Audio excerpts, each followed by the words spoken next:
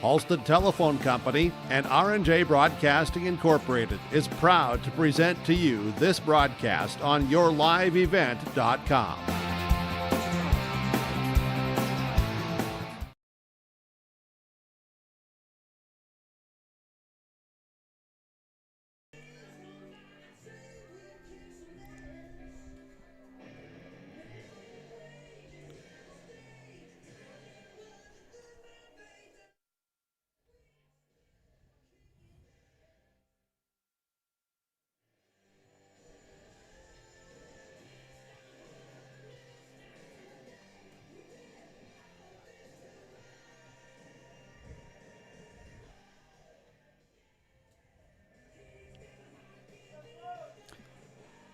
All right, everybody, welcome to Week 2 in high school football across the state of North Dakota, live here in the Stock Growers Bank broadcast booth.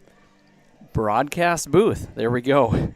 From the city of the skid steer loader in Gwinner, North Dakota, your live event welcomes you to Melrose Gwinner Field outside of North Sargent High School for a Region 1 versus Region 2 battle in 11A football here in the state of North Dakota.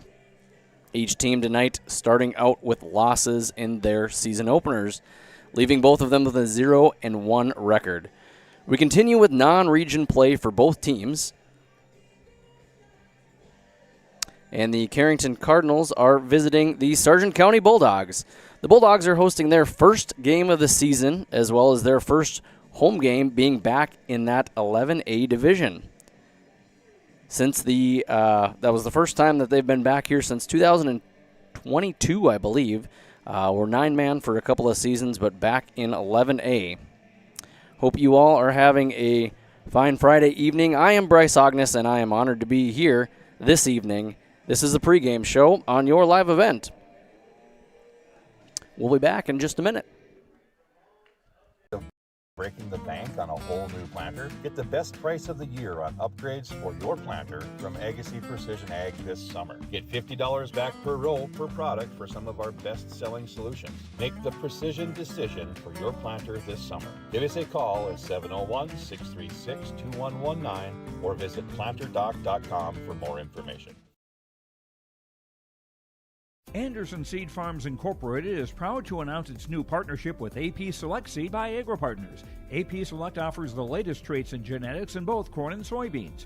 They're a family-owned company that believes in fair pricing along with unmatched customer support that makes them truly better by choice. Anderson Seed Farms is a certified seed conditioning plant that grows, conditions, and sells Westbred spring wheat seed, which was the top-growing spring wheat in North Dakota last year.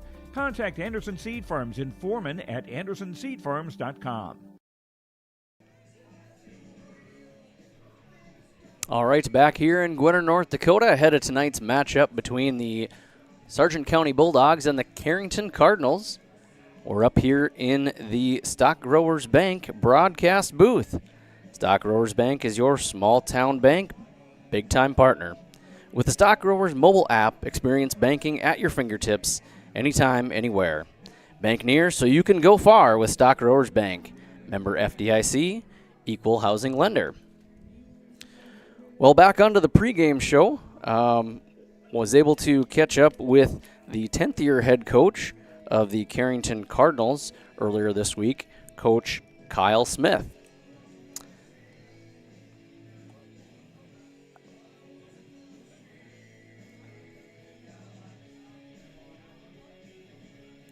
And from that interview, I'll play that back to you here in just a second. Kyle Smith, the 10th-year head coach of the Carrington Cardinals, joins us ahead of this week's game against Sargent County. Coach, welcome to the pregame show. Thanks, Bryce. Well, here we sit, looking ahead at Friday's game. This is the second of two non-region games to kick off the season before region play. Last week, you guys made a trip over to Washburn to take on Southern McLean. Came away with a 14-0 loss, but it looked like they had kind of gotten off to a quick start, and then it was really a defensive battle kind of from there on out. What did you learn, I guess, about this Cardinal team after last week's game? Well, we came into the season knowing that we would have a brand new quarterback, and we played a couple of guys, and so we knew, I guess I knew coming into the season that finding our stride offensively might take a couple of weeks. And that was certainly the case. We finally figured some things out in the second half where we started to move the ball a little bit, but defensively, I thought, except for the slow start, they played exceptionally well, and that's kind of what I expect out of my defense. We have 7 or 8 starters back there, and I expect them to continue that level of play next week, and then hopefully offensively we can pick things up a bit. Yeah, you bet. Now, Coach, you on the offensive side of the ball, you were sort of running 2 quarterbacks a little bit, one of which is senior Max Whitman. As you mentioned earlier, hadn't played for quite a few years, but is back at football here again as a senior, and then sophomore Parker Bickett. Last week you started out more or less kind of running more of like a T formation type of offense, and didn't quite seem like things were sort of going. You spread it out a little bit later. Seemed to have a little bit more success there, but as you look across at the game tape against Sargent County, where do you see that maybe the Cardinal offense might be able to do some different things against the Bulldogs? Well, I think the Bulldogs are going to be a little bigger up front, so we're going to have to play much better in the trenches. I thought last week we had a size advantage, but I thought their linemen won the battle in the trenches on both sides of the ball. And if you know football at all, that's where games are won and lost, and that's certainly where that game was lost for us. So we expect our linemen to play much more physical this week. We expect to get off the ball a lot quicker, and we're hoping to mix up some power T and some spread stuff, and we'll kind of see what Milner will give us. But it's all about trying to create advantages and numbers somewhere, and it might take a few plays to figure out what defense they're going to play. But we plan to run a lot of different formations, and again, trying to find ourselves offensively. Yeah, you bet. And again, looking at that game film for the Bulldogs, who are some of the players on kind of both sides of the ball for them that you're sort of eyeing up and making sure that, hey, we need to stay away from him offensively, or on defense, hey, watch out? Yeah, I know their quarterback's he's a 3 or 4 year starter back there, and runs the offense very well. Does a great job on the passing game, and a good job running the offense. And then they're Eng, the running back, certainly a weapon. I saw him run a kickback for a touchdown, and just a real versatile kid out of the backfield, catching the ball, running the ball. So those are a couple of kids we got to keep an eye on offensively, and try and make other kids beat us. You bet. Well, Coach, I appreciate you taking a few minutes out of your time just to join me here ahead of this Friday's game against Sargent County. So best of luck against the Bulldogs and into the rest of the season as you get into region play. Thanks, Bryce. I really appreciate you guys' coverage. You bet. That was Coach Kyle Smith of the Carrington Cardinals. You're listening to Your Live Event. We'll be back with more pregame show after a word from our sponsors.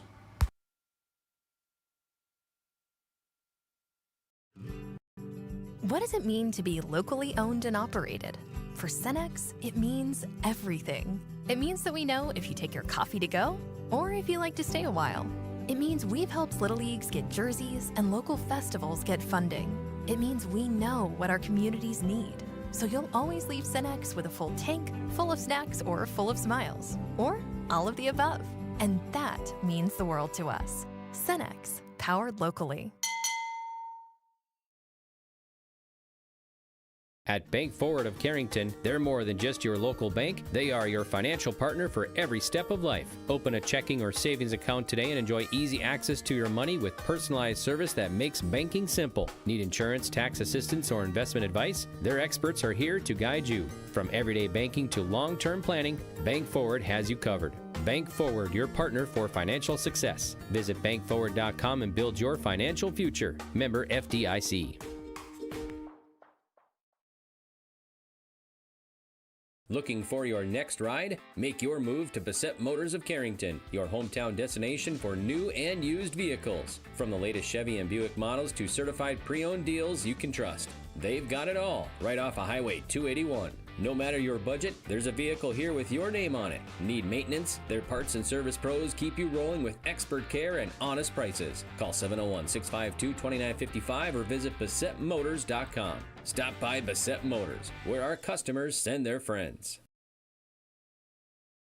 Right off Highway 281 in Carrington, Bickett Insurance is your trusted hometown choice for protection that fits your life. They are your local auto owners insurance agency, offering auto, home, farm, business, and life. Fast answers, friendly help, and coverage you can count on. That's the Bickett way. Serving Foster and Stutzman counties and throughout the state of North Dakota. Bickett Insurance of Carrington, your local auto owner's insurance agency, protecting what matters most. Stop in today or visit BickettINS.com. Real people, real protection. The Bison Booster Club, an organization that is rooted in their support of the activities within the Milner Public School District and the City of Milner. They pride themselves on their community involvement in local donations to area projects and sponsorships to help make their community a pleasant place to reside. If you have any questions or are interested in becoming a Booster Club member, you can check out the Bison Booster Club on Facebook or talk with any of the existing members. The Bison Booster Club, helping make their community a better place to live.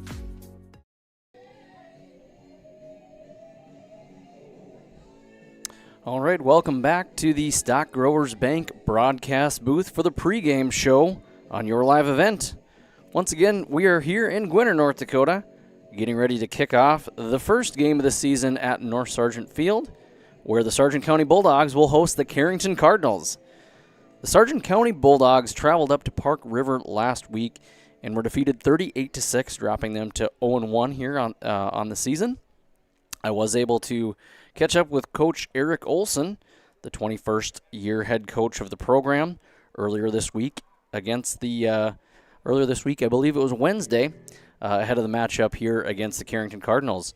And here is what Coach Olsen had to say. Eric Olsen, the 21st year head coach of the Sargent County Bulldogs, joins us ahead of this week's game against the Carrington Cardinals. Coach, welcome to the pregame show. Well, thanks, Bryce. It's good to be back in 2025 here.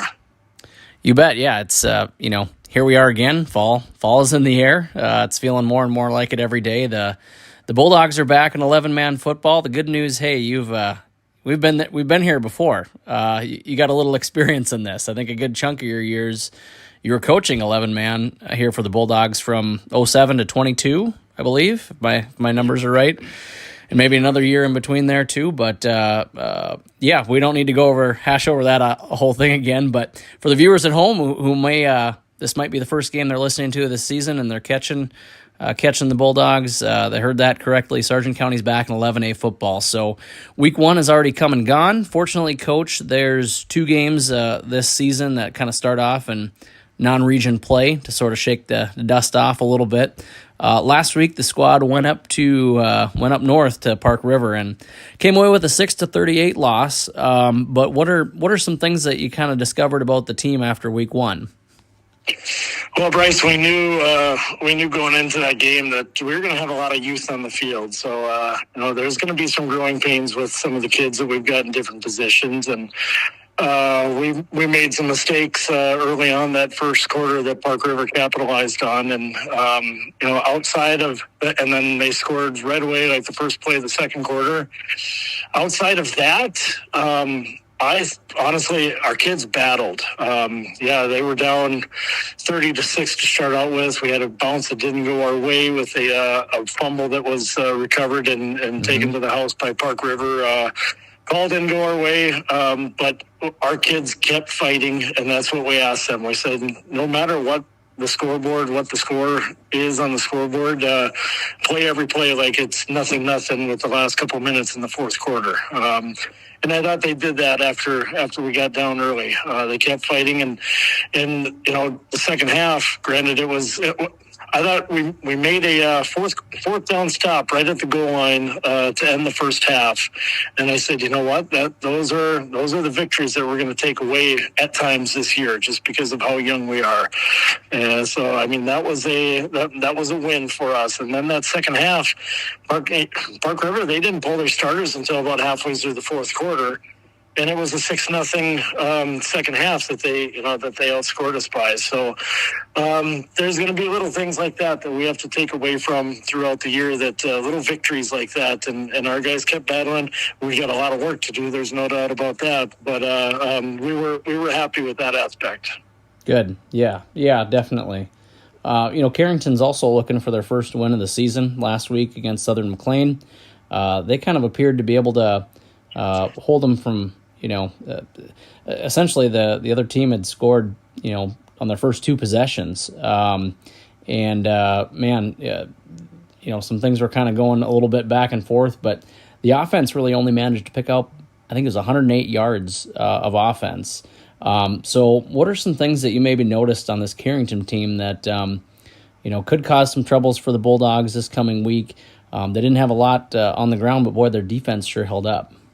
Yeah, their defense is really good. They've got their front line, their offensive and defensive lines are really good sized. I told our guys, I don't know if there won't be a game that we go into it where we are bigger than the guys across from us on the front line. So they've got a kid, he's 6'7", 275 on the line, and he's you can tell on screen watching on film that he's a good sized kid, and they've got some guys around him that are big and physical. So that's going to create some matchup problems for us.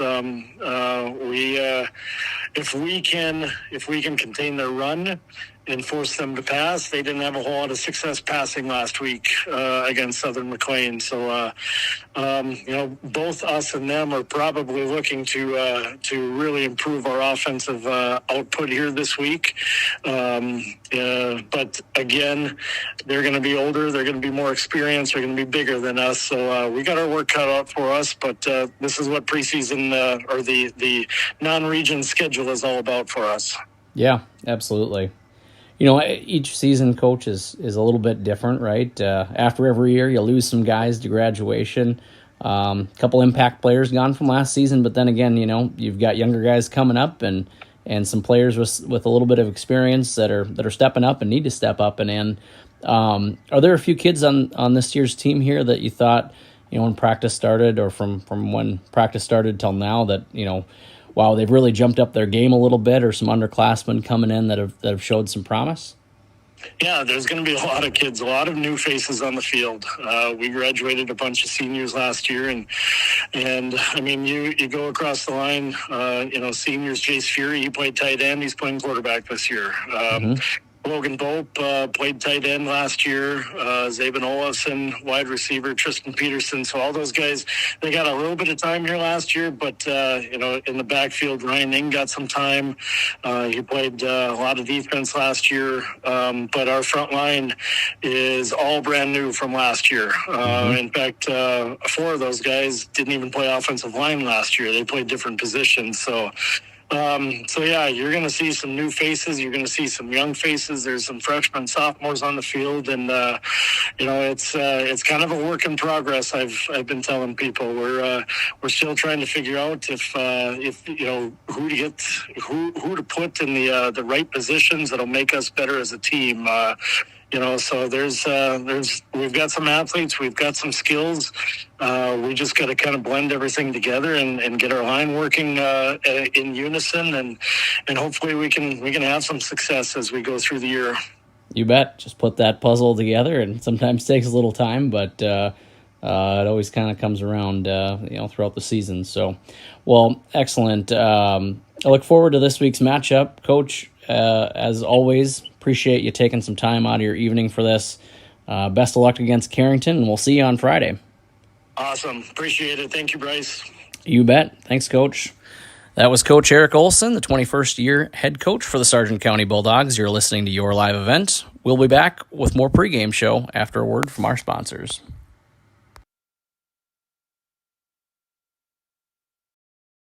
The Milner Public School District has a long history of academic, artistic, and athletic achievement and is proud of the programs and education environment offered. A fully accredited educational system, Milner Public School District operates 2 separate school buildings, including Sundale Colony School. Over 85%, that's right, 85% of the graduates of Milner High School attend some form of post-secondary educational institution. You can find more information on the Milner Public School District online at milner.k12.nd.us.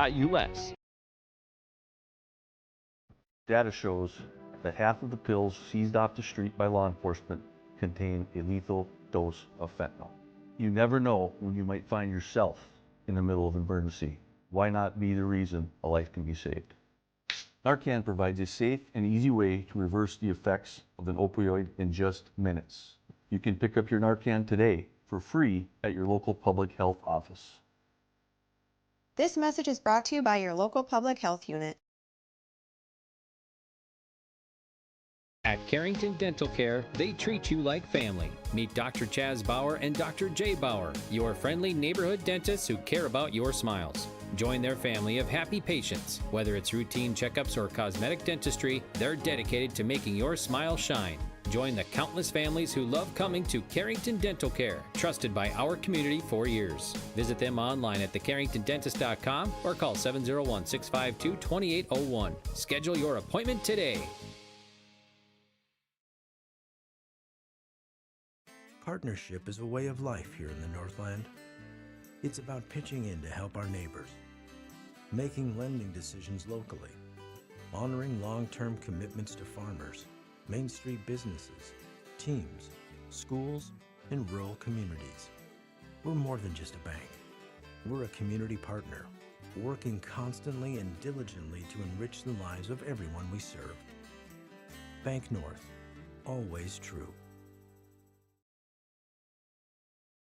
At Sendak Cooperative, we are proud to be your trusted full-service grain, agronomy, and energy choice for our communities in central North Dakota. For all of your grain, agronomy, and energy decisions, they are proud to support our local farmers and communities we work and live in. With our state-of-the-art facilities and dedicated team, we ensure your farming operation will be looked at with care and efficiency. Whether you're looking for marketing decisions, agronomy needs, fuel for your operation, or a hot cup of coffee at their C-stores, Sendak Cooperative has you covered. Visit them online at sendakcooperative.com to learn more about how they can serve you. Sendak Cooperative, proud to serve our communities in central North Dakota.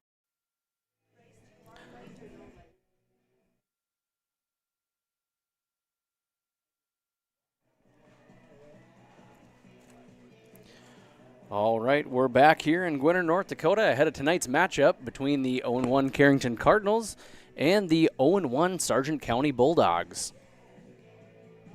Looking ahead here across the landscape in the state of North Dakota, some other games that are going on here in Week 2.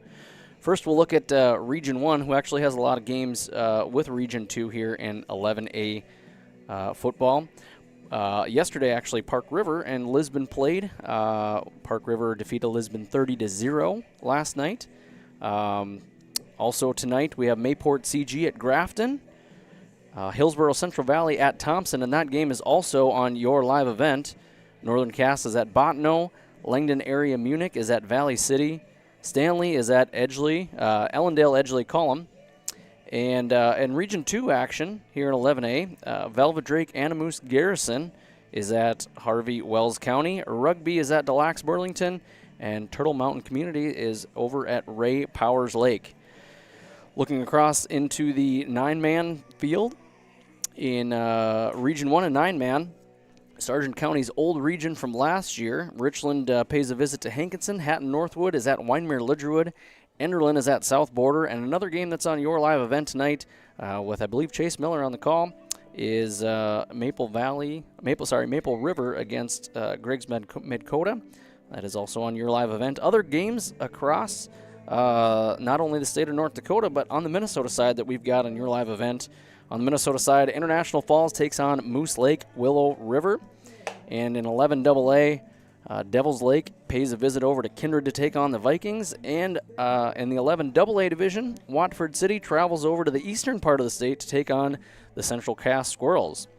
We'll have some of those scores and updates with you after a few minutes. As this game kind of goes on, we'll be sure to check in on some of those. And as mentioned earlier, there are about 5 games here tonight that are going on your live event. Feel free to check in on those as well.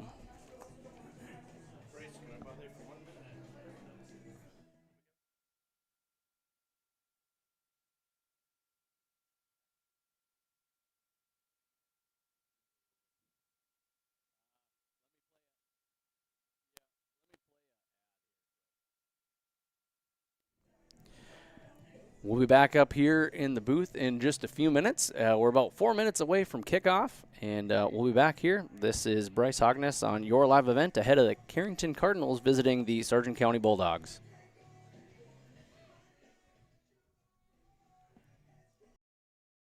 Transform your home with Central City Lumber, your one-stop shop for all your home improvement needs. From showplace cabinets, stylish flooring, and Valspar paint, they have everything you need to bring your vision to life. Their expert team is here to help you choose the perfect materials and provide expert advice for your project. Plus, they build custom portable homes that can be moved anywhere in North Dakota. Visit Central City Lumber in Carrington today and see why they're the go-to destination for home improvement. Central City Lumber, quality you can build on. At Central Pharmacy, we're more than just a pharmacy. We're your neighborhood destination for healthcare, home decor, and clothing. Pick up your prescriptions, then see what else we have to offer. With 2 convenient locations, we're always close by when you need us. Visit us in Carrington, where you'll find everything from everyday medications to one-of-a-kind gifts. Or stop by our New Rockford store, offering fast service, personal care, and that perfect item for any occasion. Central Pharmacy, 2 locations, 1 mission, caring for you every day. In Hope, North Dakota, we aren't just a town, we're a community, one that you can be proud of, where you and your family can grow. With available jobs, affordable housing, a golf course and pool, the Sportsman Club, and great educational opportunities. There hasn't been a better time to join the Hope community, ideally located between Fargo, Grand Forks, and Jamestown. For more information, go to www.hopend.com. Live, work, and play in Hope, North Dakota.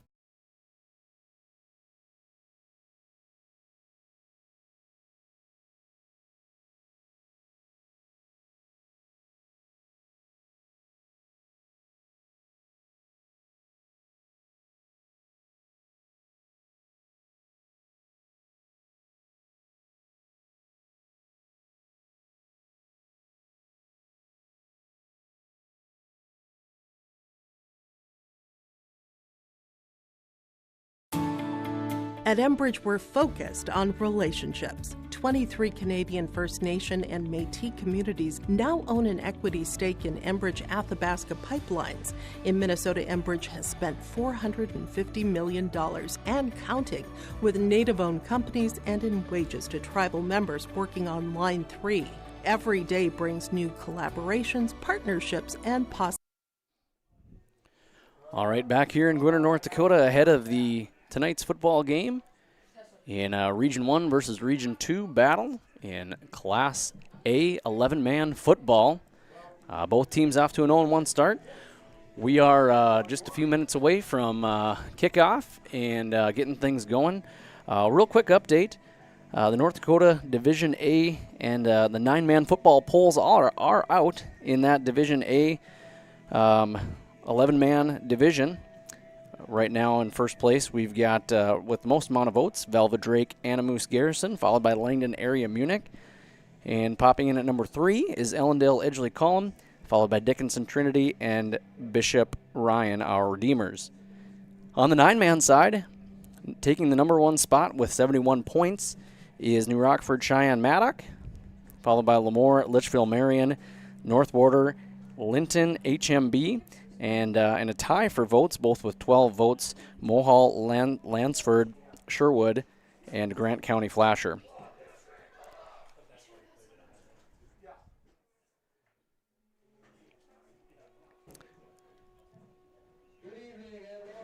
And it looks like earlier the coin flip, Carrington did win the coin toss, and they chose to defer. And so the Bulldogs will be receiving on the south end. And so that's for you guys watching at home. South is where the camera is pointed over right now towards Carrington. So the ball will be going from north to south on that end, and the Bulldogs will be driving north. Starting at the other running back, wearing number 10, a senior, Tate Wolski. Starting at wide receiver, wearing number 12. And starting lineups, so you'll see right now they're announcing the starting lineups for the Carrington offense, although their defense will be on the field first, and Sargent County's offense will take the field. So on the Sargent County offensive side, at left tackle we'll be having a senior wearing number 79, Jacob Creech. left guard, a sophomore wearing number 57, Anthony Furter, and a center who is a junior wearing number 50 is Connor Olsen. The right guard is also a sophomore wearing number 51, Cole Fury, and on the right tackle side is another sophomore wearing number 73, Luke Mund. Tight end position will be taken by the senior, Logan Bope, wearing number 80.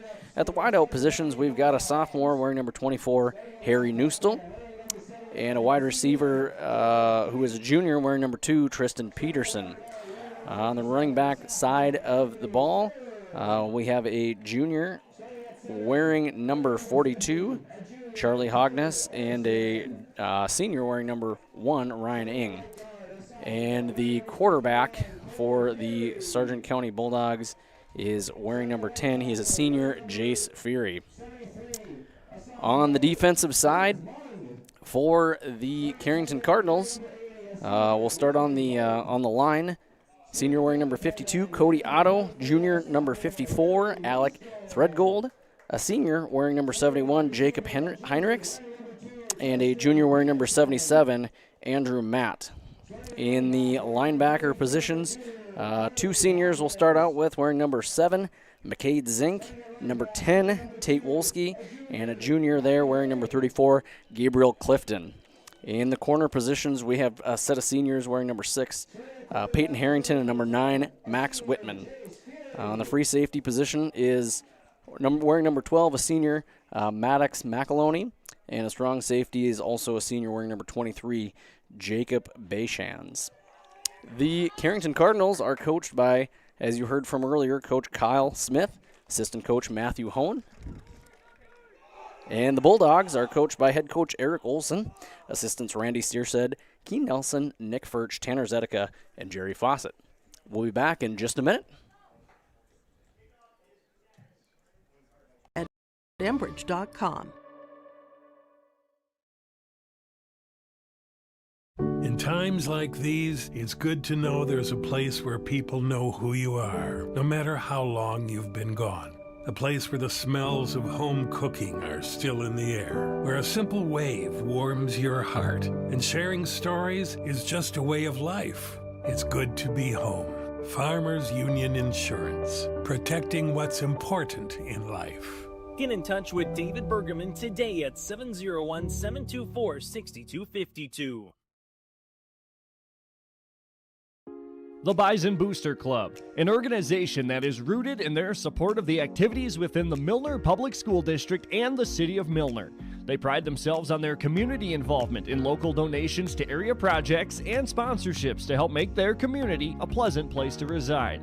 If you have any questions or are interested in becoming a Booster Club member, you can check out the Bison Booster Club on Facebook or talk with any of the existing members. The Bison Booster Club, helping make their community a better place to live. Homegrown local radio is now worldwide with 24-hour streaming. Download the RJ Radio app to hear local voices from local radio with KRJB, KRJM, and KKCQ 24 hours a day from anywhere. You can listen to your favorite programs like the RJ Family Morning Show, local news, farm markets, music, high school sports, church services, more from anywhere. KRJB, KRJM, and 96.7 KKCQ is streaming on the RJ Radio app. Download it to your device and take us with you wherever you go.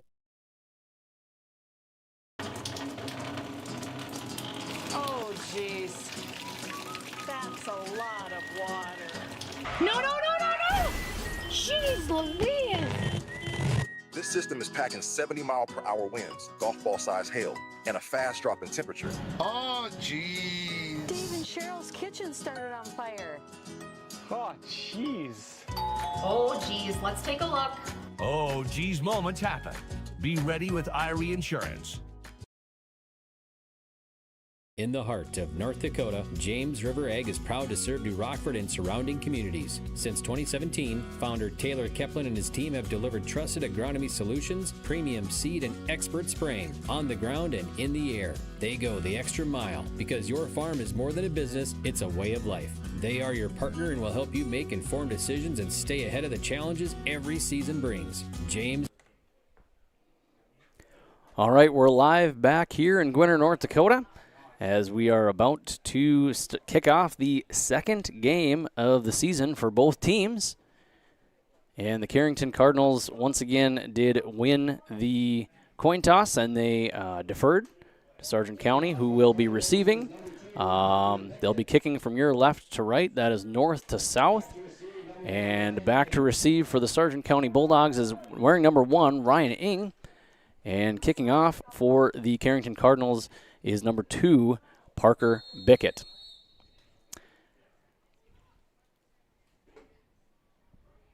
And here we go. And we're off. And Ing fields the ball just before the 20-yard line. Runs right up the middle, is able to get a pretty decent gain, bringing the ball up to the 39-yard line. And that is where the Bulldogs will begin their first drive here of the day and of the year here in Gwinner. And in comes Jace Fury, the senior quarterback, with the play call for the Bulldogs. And the Bulldogs look like they'll start out in a shotgun formation with 2 wide receivers to the near side, 1 to the far side, and 1 in the back. That's Ing.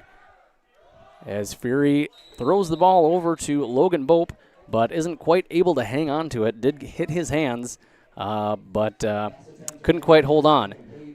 So here in Gwinner today, I don't think it was in the forecast. We did get a little bit of precip that hit pretty hard. It didn't hit quite as hard as it did to the east over in Milner. Right in Milner, north of town, they picked up anywhere from 1.5 to over 2 inches.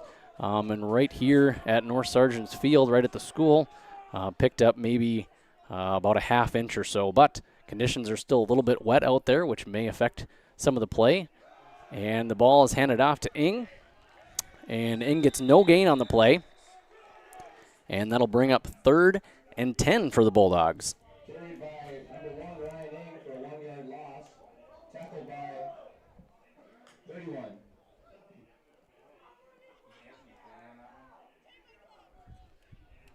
So 3rd and 10 for Sargent County. As I was out testing the field a little bit, kind of just on the outsides of the field seemed to be most wet, and in the end zone, especially that north end zone's got a little bit of mud to it, but middle of the field not too bad. As Fury takes a snap, rolls out to his right, got a little pressure, and is able to escape that. Throws the ball, but that is incomplete, and that'll force a 4th down for Sargent County. And 4th and 10, there was 0 yards gained on that drive. They started right where they ended up ending, and we'll see here what Sargent County wants to do here on the first 4th down of the game, I should say. And it looks like they are lining up in a punt formation. Back in the taking the punt, I guess, would be number 80 back there, Logan Bope, and we've got a pair of Cardinals set deep to receive, and the ball goes off to the left and rolls out of bounds. And they'll mark the ball right around the 29-yard line on the other side of the field.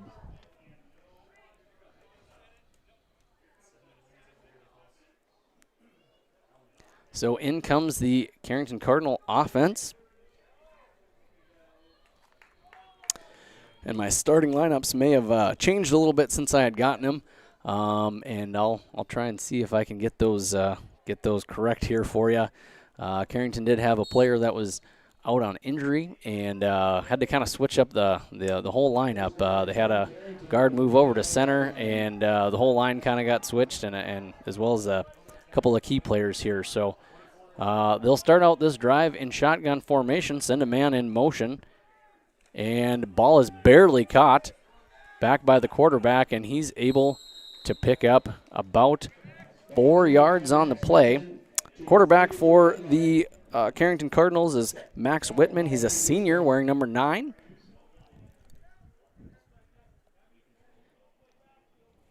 And we'll call it a 4-yard gain, making it 2nd and 6. 2nd and 7, Carrington. And the Cardinals will spread things out a little bit here, again, on this play, with Whitman in the backfield. Taking the snap, and the ball is fumbled, and the Bulldogs have recovered. Those a little bit of wet conditions appeared to cause a little bit of problem there on what would have been a handoff over to McCade Zink wearing number 7. The connection didn't quite happen, and it looks like Harry Newstall, wearing number 24 for the Bulldogs, was able to pick up that fumble, and the Bulldogs have got the ball on the 28-yard line in Carrington Cardinal territory here in the first quarter with 9:46 to go. And the Bulldogs will line up in an I formation. And a little bit of talk, a little bit of confusion maybe going on here, but they're getting the group together. Here we go. Out to the left is Tristan Peterson. To the right, we got Ryan Ing come right up the middle and is able to get a big gain on the play, and that may give him a first down. It looks pretty close from here. We'll see where they mark it. He'll be just shy, so it'll bring up 2nd and 9 for Sargent County.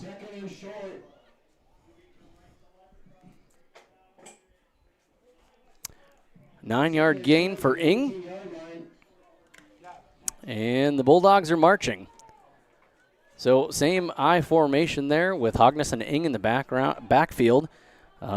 Tristan Peterson off to the left and Zabin Olafson to the right. And they give the ball up the middle to Hognes. And he is able to get a first down.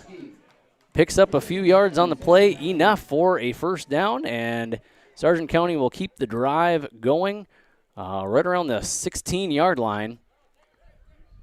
So it'll be 1st and 10 for the Bulldogs.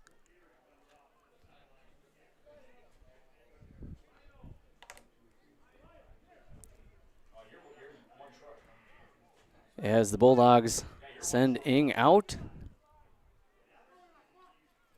And in comes Eli Olsen, the freshman. And the Bulldogs will line up with Peterson off to the left. An I formation. They'll pitch the ball over to him off to the left. And he's able to get around a few folks, but maybe back to close to the line of scrimmage. Might be a loss of about a half a yard on the play. 2nd and 10 from the 15.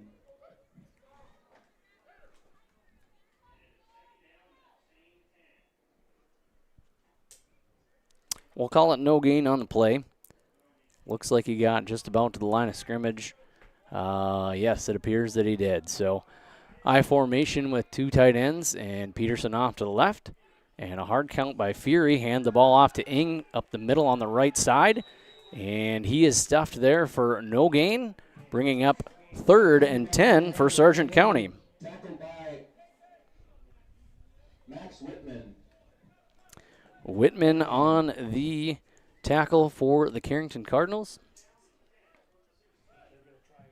3rd down and 10 from the 16-yard line.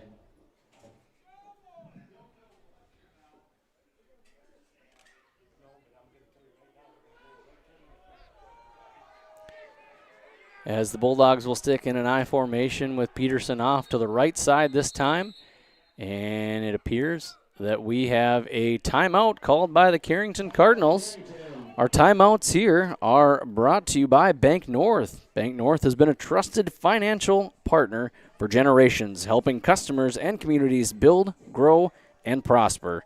To see what values-based banking can do for you, visit banknorth.bank today. Bank North, member FDIC, an equal housing lender. We will take a quick break and be right back. Trusted service. Let's grow together. A foundation forged in their grandfather's shop. Martin's Welding and Machine of Glenfield creates custom parts for farmers and ranchers to solutions for local residents and growing businesses. They're also your certified dealer and installer for PowerLift hydraulic doors. Designed for strength, sealed for North Dakota weather. Custom designed and built for your door size. Call 701-785-25. And back here in Gwinner, as the Bulldogs on their second drive here have a 3rd and 10 at the 16-yard line. Line up in an I formation and fakes the handoff. And Fury throws deep downfield to Peterson, who can't quite hang on to it. That ball was defended very well by the quarterback on the other side of the field. That's Max Whitman wearing number 9. who is covering Peterson on the play, helped deflect that one and turn it into a 4th and 10 at the 16-yard line for Sargent County.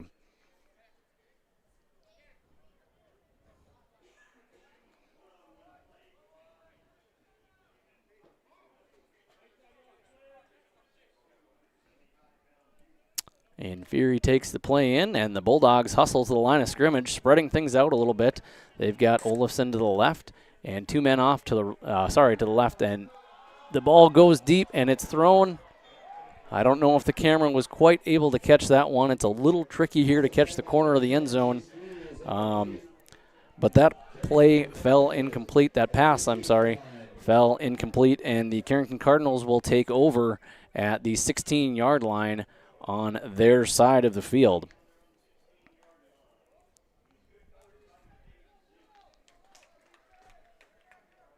And from what I could tell, the ball went a little long for the intended wide receiver. And here go the Carrington Cardinals coming up to the line once again at that quarterback position. We've got Max Whitman, and in the backfield wearing number 7, McCade Zink. And behind him, wearing number 6, Peyton Harrington. And the ball is handed off, and that is to Harrington. And he is going to probably lose a few yards on the play. Looks like a loss of 2 yards on the play, bringing up 2nd and 12. From the 13-yard line.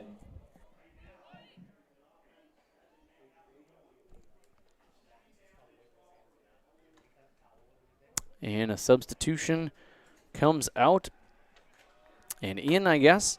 And the Cardinals will spread it out with a little here with 2 men off to the, actually 4 men off to the right. They're going to send him in motion to the left, kind of a slot or tight end sort of position. And Max takes the snap, and the ball somehow ended up. I couldn't quite see how that had happened there, but Tate Wolski ended up with the ball. That was quite a good fake handoff in the backfield. Wolski ended up getting the ball and was able to pick up a pretty good gain, getting close to that 1st down marker. So they had picked up about 10, 11 yards on the play. And that'll bring up 3rd and a long 1, we'll call it.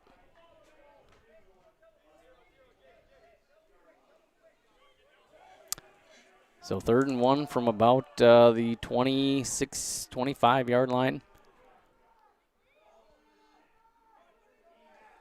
And the ball is snapped and fumbled once again, and it looks like both teams are saying that they may have it, but it looks like Carrington did fall on that ball again. That may have been Max Whitman who had fallen on the ball, but unfortunately lost a ton of yardage on there. Probably lost about 11 yards, so bringing up 4th and about 12 for the Cardinals. And they'll line up in a punt formation. And back there is Parker Bickett, ready to punt it away to Ryan Ing. And the ball bounces before Mr. Ing, and he will let it go. And it'll land right around the 41, 42-yard line on the Bulldog side of the field.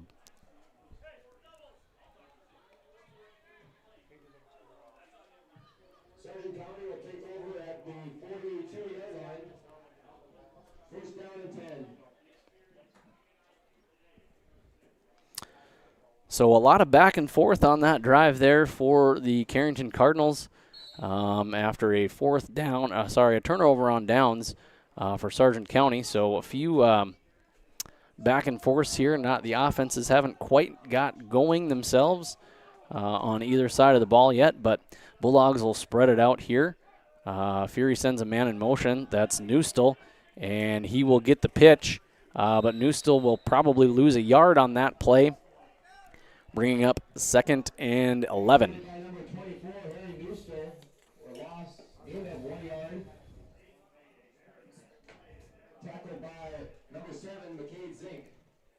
And both offenses sort of trying to find their rhythm still here early on in the season. Both teams losing a few seniors. Sargent County a little bit on the younger side for them. Carrington's got quite a few seniors, but a few that have stepped in and are in some new roles here this year as Fury takes a snap. It's low, and the pass is intended. It almost looked like it was for Bope for a second, but it was Tristan Peterson that caught the ball. And Tristan came down with the ball, picked up about 6 yards, 5 yards probably. Let's see. We do have a flag on the play.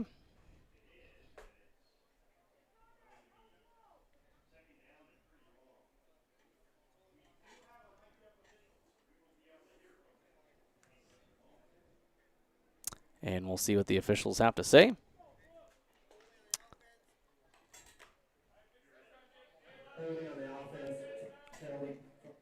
All right, so the Sargent County Bulldogs were called for a hold that'll push them way back, and it'll be 2nd and 21 for Sargent County after a 5-yard gain was sort of negated there. Sargent County spreading it out with 3 men off to the right, 1 to the left, and Fury will throw it over to Newstall on the right side and brought down by a handful of Cardinals, but about a 4-yard gain on the play.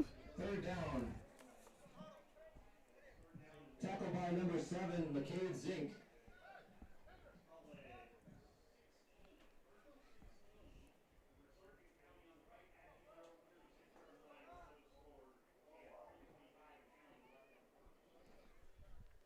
And the Bulldogs will have 3rd and quite long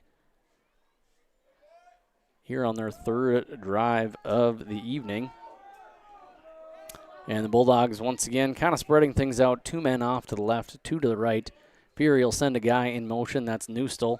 And he's looking to his left and was looking for Ing and didn't quite get to him. I don't know if Ing maybe saw that one or not. Didn't look like his hands were up for it anyway, but Fury had to get rid of the ball as pressure was kind of coming down, and that'll force another 4th and long for Sargent County. Ball is placed right now at the 36-yard line, so they've backed up about 5 yards from where they were before, where they started the drive, I should say.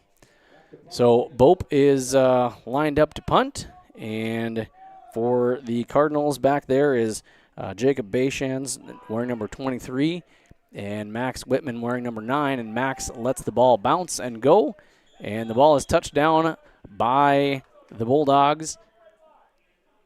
So Carrington will take over on the Bulldogs side of the field right around the 24-yard line as both teams struggle a little bit to get things going offensively.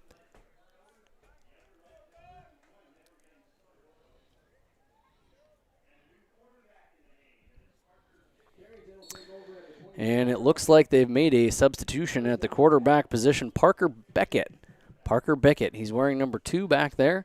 Looks like he'll take the ball. Did a little back and forth last week between Max and Parker. And Parker will get a shot here against the Bulldogs as he sends the man in motion.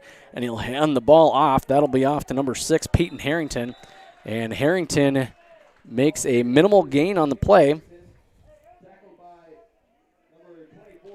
We'll call it 1 yard, bringing up 2nd and 9 for Carrington.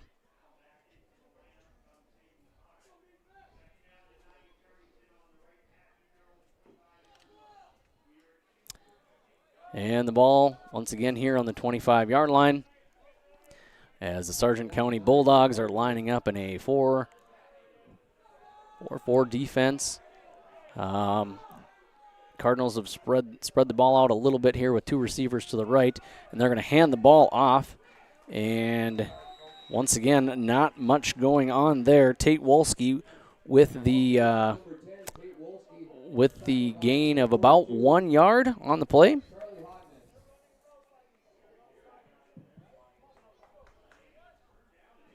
And 3rd and 8 yards to go. Ball on the 26-yard line of of Carrington.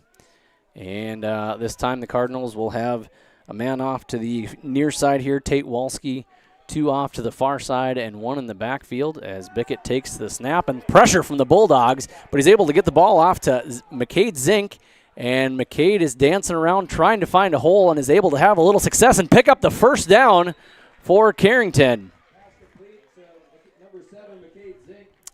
McCade Zink with a gain of about 9 yards on the play, and that will advance Carrington off to at least get a first down, keep this drive going.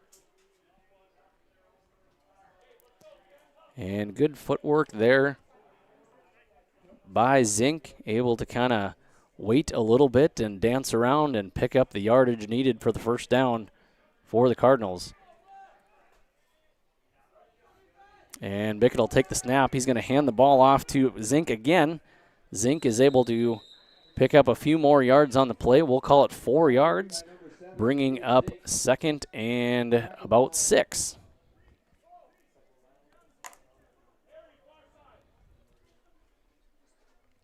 As the Bulldogs make a substitution, coming in, number 73, Luke Mund, giving a little relief to Logan Bope.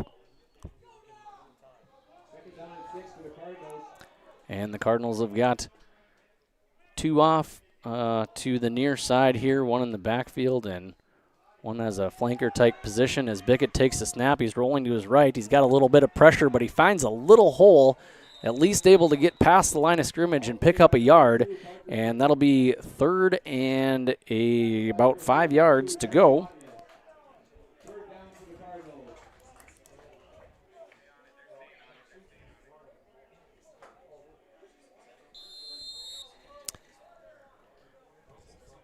And timeout called on the field. We will take not timeout on the field. That is the end of the first.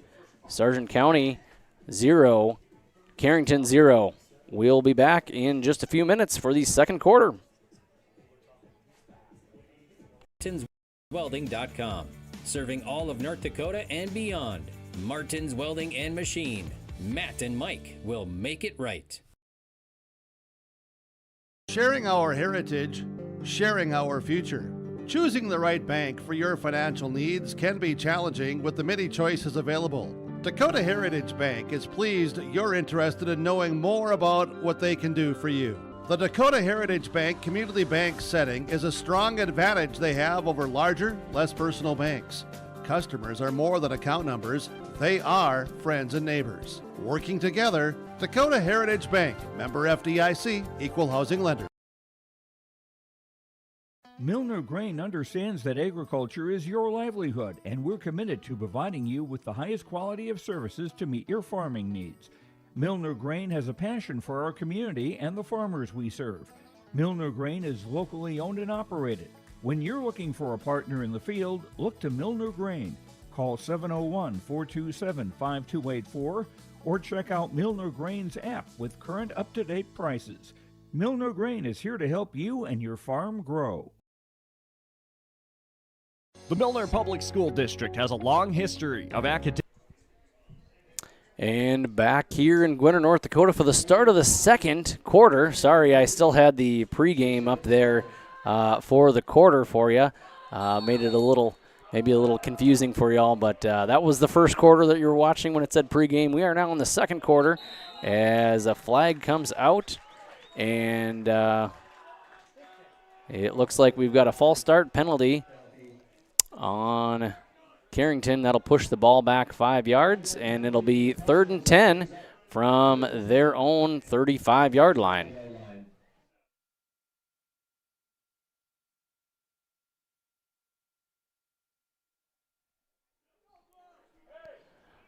So after the penalty, they're back to where they were, making it a 3rd and 10. And Bickett in, the quarterback takes a snap. It's a little bit high. He's looking way downfield, and he's got a man open. Can he hit him? No, just a little bit ahead of the intended receiver, which was Peyton Harrington. And, boy, that was very close to being a beautiful play by the Cardinals. The ball was just maybe a foot too long. So that'll bring up a 4th down for the Carrington Cardinals. Once again at the 35-yard line. So they are set up in a punt type of formation as Logan Bope is running into the game. And we've got Ryan Ing back deep. Bickett to set punt, and it's blocked. The ball is blocked, and the Bulldogs recover right around the 16-yard line. That was Tristan Peterson with the block, and Sargent County gets lucky again here, getting great field position. We'll see if they can capitalize here with 11:49 to go in the second quarter. And a little bit of special teams action here. Last week, special teams was the only score for Sargent County, and we'll see if that can help them out here again today, as the Bulldogs now have a 1st and 10 from the, we'll call it 17-yard line. 1st and 10 from the 18-yard line for the Bulldogs. And maybe that's a little closer to the 18 is what the guys downstairs are saying. So we'll go with the 18-yard line as Fury hands the ball off to Ing up the middle. And Ing dances around, is able to get ahead a little bit here. And he'll pick the ball down to about the 9-yard line, making it 2nd and 7 yards.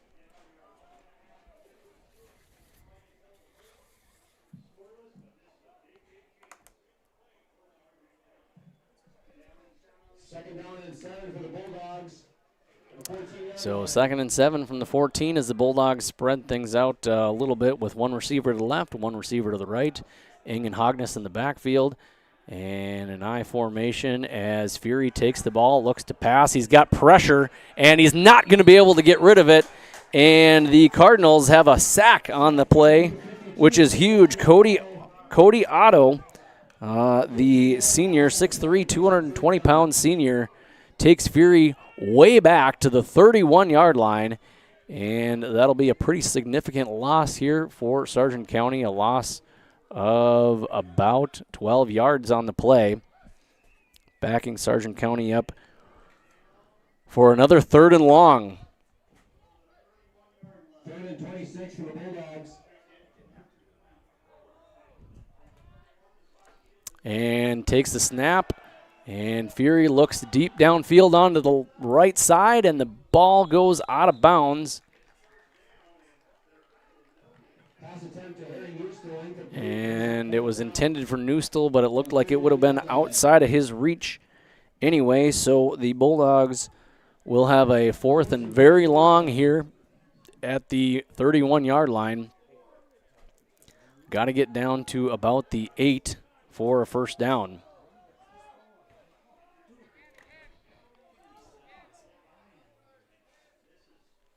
And the Bulldogs spread things out here with 3 guys off to the right. That's Olafson, Bope, and Newstall. And Fury throws again to that same side of the field and goes out of bounds.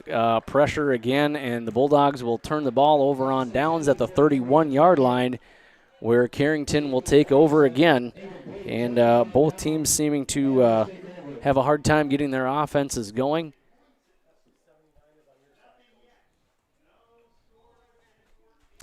And we've got 10:14 left to go here in the second quarter. No score on either side.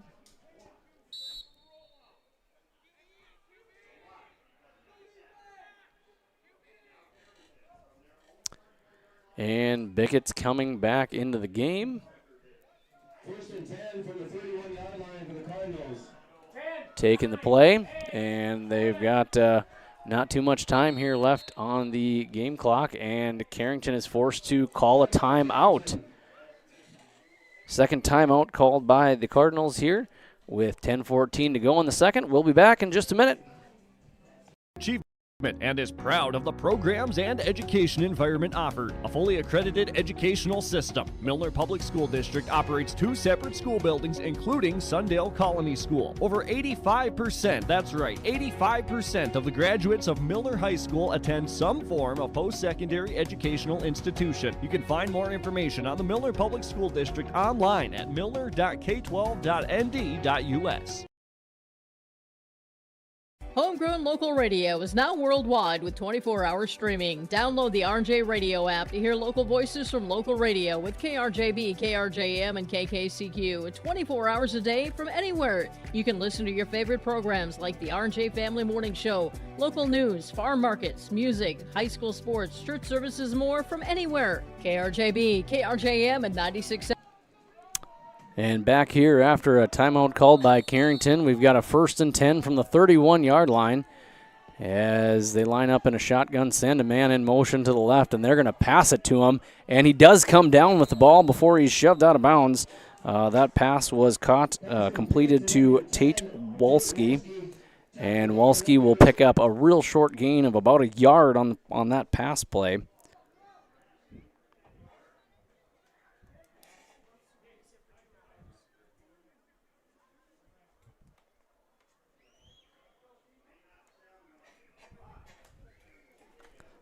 So 2nd and 9 for the Carrington Cardinals. And they've got 2 off to their far side. That's number 6 and number 12 for them, Peyton Harrington and Maddox McAloney. As they'll run the ball up, down, across to get a first down. That was number 10, Tate Wolski again on the play. And he'll pick up enough for first down, keep those chains moving, keep this drive alive with 9:57 to go here in the second quarter.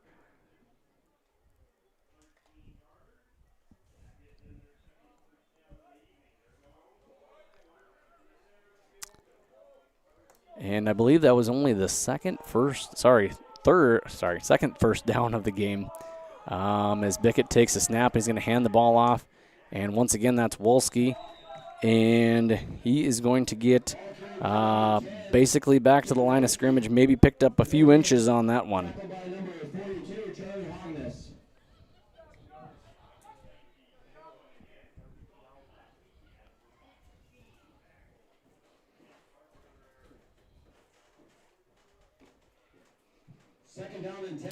As the Cardinals break their huddle with one man in the backfield with Bickett. That's wearing number 7, McCade Zink.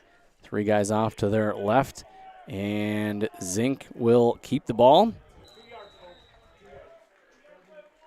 and pick up about 6 on the play.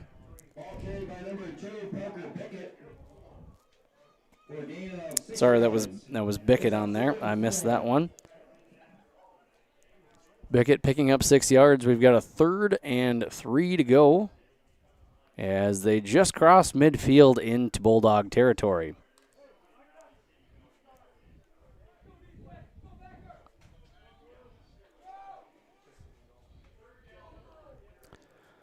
Lining up in an I formation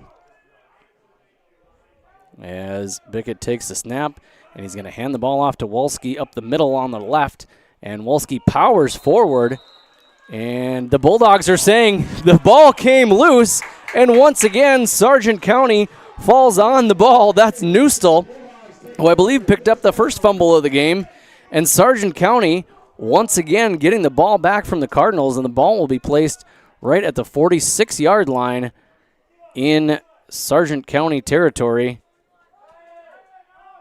And another lucky break here, good break. I didn't see if the ball was stripped or if it just kind of got a little loose. It looked like it may have been stripped out by Sargent County. If so, good heads-up play getting that ball loose while the grass is maybe a little bit wet. The ball might be a little bit wet. It's dried up pretty decently, but there are spots here on the field with a little bit of moisture. And Sargent County will take over again, once again in an I formation with Olsen and Peterson split out to each side.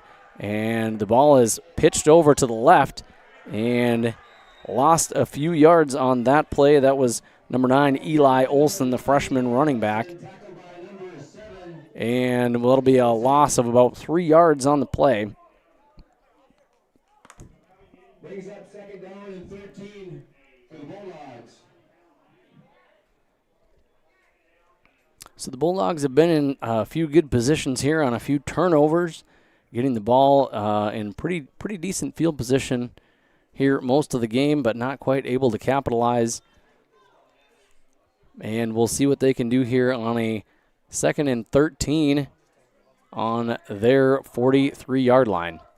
As the Bulldogs have got 2 men off to the left, 2 to the right. Hogness in the backfield with Fury. Fury throws the ball down deep to the other side of the field, and it is caught. Tristan Peterson with a big gain on the play. And they are going to mark him down right around the 36-yard line. But we'll see here. There is a flag in the backfield. And there was an offensive penalty. The mic kind of cut out there. I didn't see if that was a hold. It must have been, because that'll set Sargent County way back again. A couple of plays now for Sargent County that have would have been a first down or a good gain that were negated by some penalties. And so the Bulldogs will have 2nd and a mile as they're around the 33-yard line as they send Newstall in motion. And Fury takes the ball, gets it off to Olafson on the near side, and Olafson able to pick up about a 2-yard gain on the play. Ball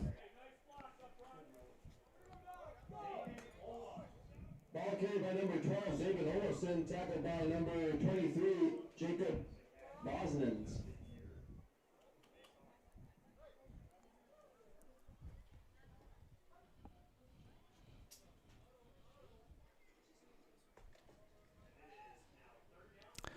So the Bulldogs have 3rd and about 21 yards to go as they once again spread things out, 2 on each side with Hogness in the backfield with Fury.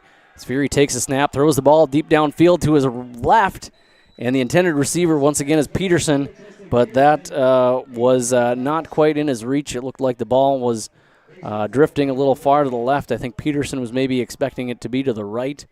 Turned his head just a little bit too late to see where the ball was going, and that pass falls incomplete, bringing up 4th and 21 for Sargent County.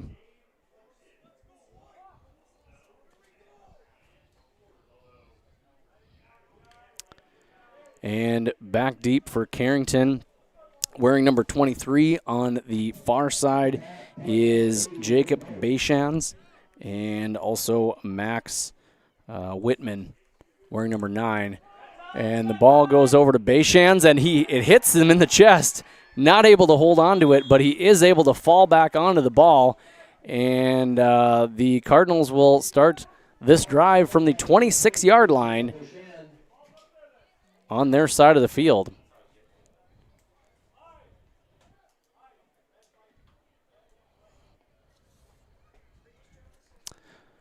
Game clock says 6:14 to go here in the second.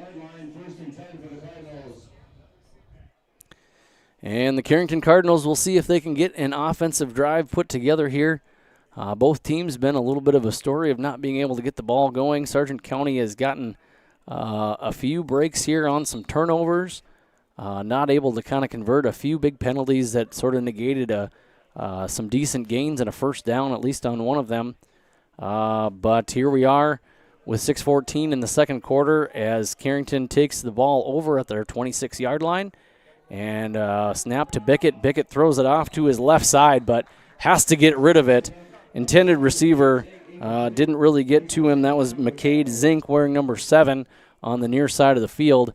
And the ball was overthrown, but Bickett needed to get rid of it and forced an incomplete pass, bringing up a 2nd and 10.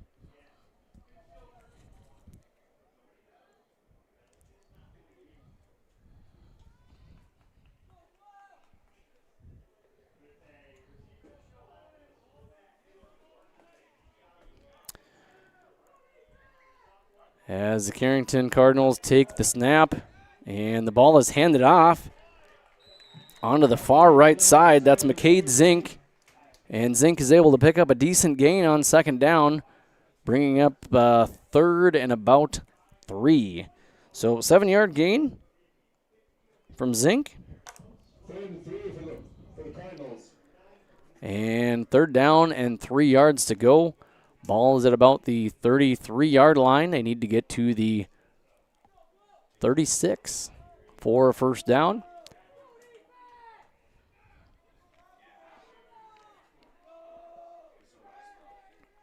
As the Cardinals are leaving and they do a reverse here, back to number 10, and he has got some room off to the right, able to get a first down, and Tate Wolski on a big play, and he'll get him to the 49-yard line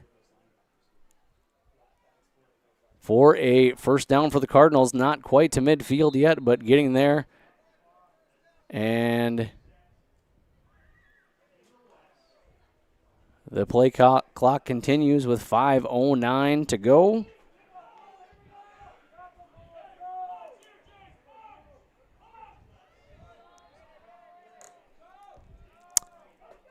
As a direct snap comes into Bickett, and the ball is handed off right away to McCade Zink off to the left, and he's got some room, and he's dragging a few Bulldogs with him, but picks up another 14 yards on the play.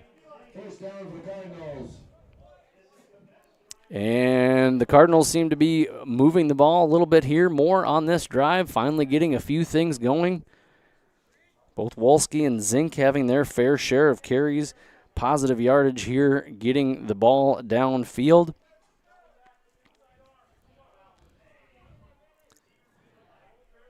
And Bickett in the backfield has got Zink with him. And on the far near side is Maddox McAloney.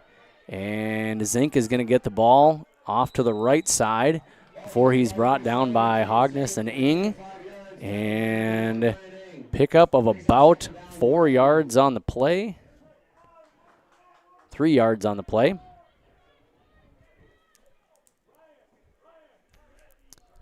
And we'll have a 2nd and 7 here for the Cardinals as Ing checks out of the game.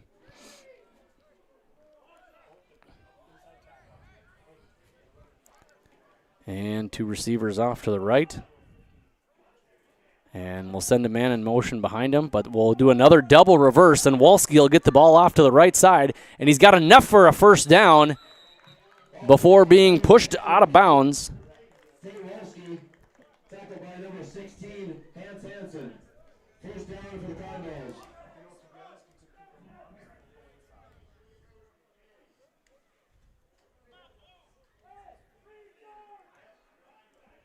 And about a 10-yard gain there for for the Carrington Cardinals, as they've got the ball now on the 22-yard line of Sargent County.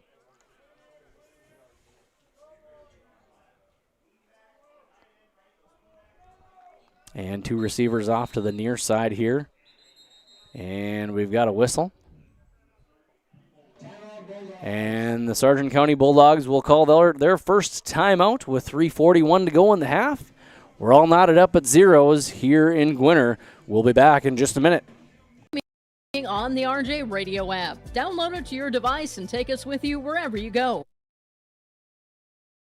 Whether you're local or driving through Carrington, make sure to stop into the Prairie Inn restaurant. They have the best breakfast and coffee, but they also have some of the best dinner and supper entrees too. The Prairie Inn is your breakfast, dinner, and supper headquarters. Stop in and you can sink your teeth into some tasty sandwiches and soups. Take a trip through the Express Line Salad Bar with hot entree and, of course, the delicious pies and desserts. Located right by the roundabout in Carrington.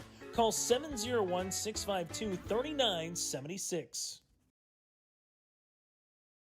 The Sargent Central Dollars for Scholars chapter is a nonprofit foundation that supports academic success in the community. The mission is to mobilize the community on behalf of post-secondary education success for the students. Dollars for Scholars chapters help hometown students achieve their educational goals by raising scholarship funds, establishing endowments, and more. For more information, scan the QR code on screen or stop by the... All right, back here in Gwinner. After a Bulldog timeout, 3:41 to go here in the first half, as the Carrington Cardinals have put together their best drive here of the day, and the ball goes off to Zink. He's going to dance around the right side, able to pick up a decent gain here again of about 6 yards.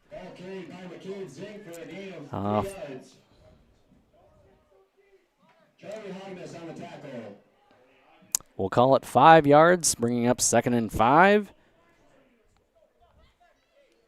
And Zink slowly sort of chipping away here, getting a little bit more yards. It was a slow go here for both teams. If you're just joining us, obviously score knotted up 0-0. A few turnovers on the Carrington side have given the Bulldogs a few opportunities, but neither team able to capitalize up until this moment.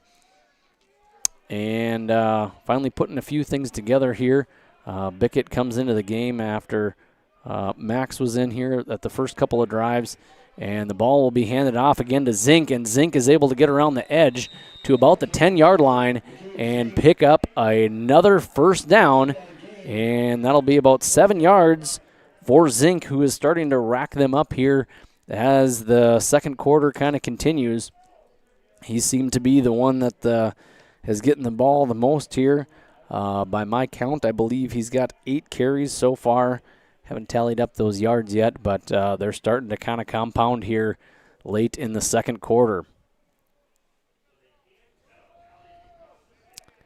And Zink is in the backfield with Beckett. They've got 3 out on the right side there, tied up, but they're going to hand the ball over to Zink again, and Zink's able to pick up another 3-yard gain or so. And they were calling for a little bit of a loose ball there, but it looks like officials saying he was down.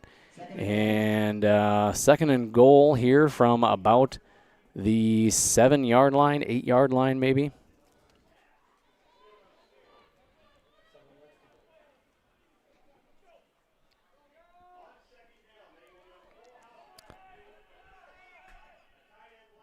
And 3 in the backfield behind Bickett, as he'll hand the ball off right away there to number 6. And that's Peyton Harrington. Peyton Harrington able to pick up a couple yards on the play.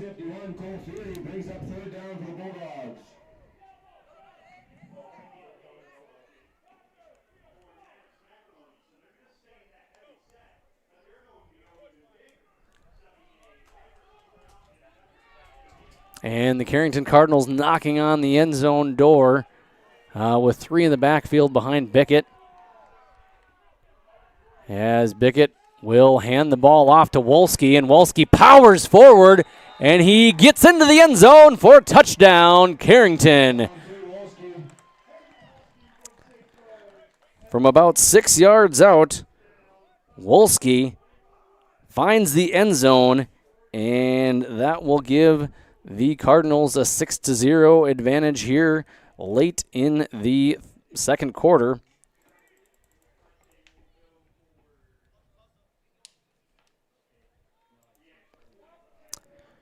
And that's with 1:09 to go for those of you wondering how much time is left here in the half. 1:09 to go, 6-0. And we've got a flag just before the extra point is kicked.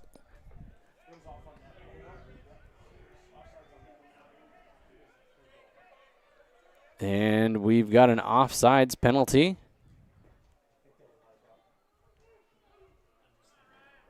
So that'll move the ball just a little closer.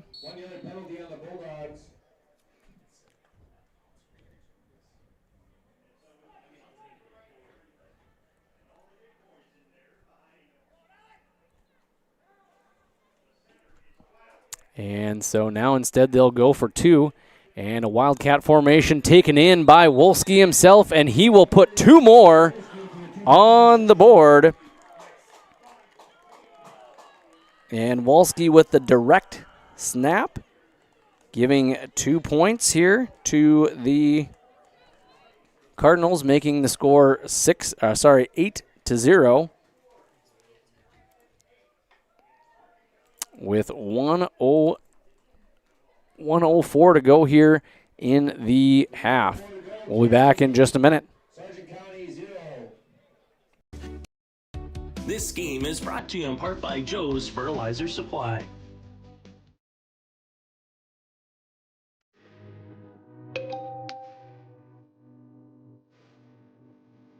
Teens are faced with tough decisions all the time, and parents aren't always there when it happens.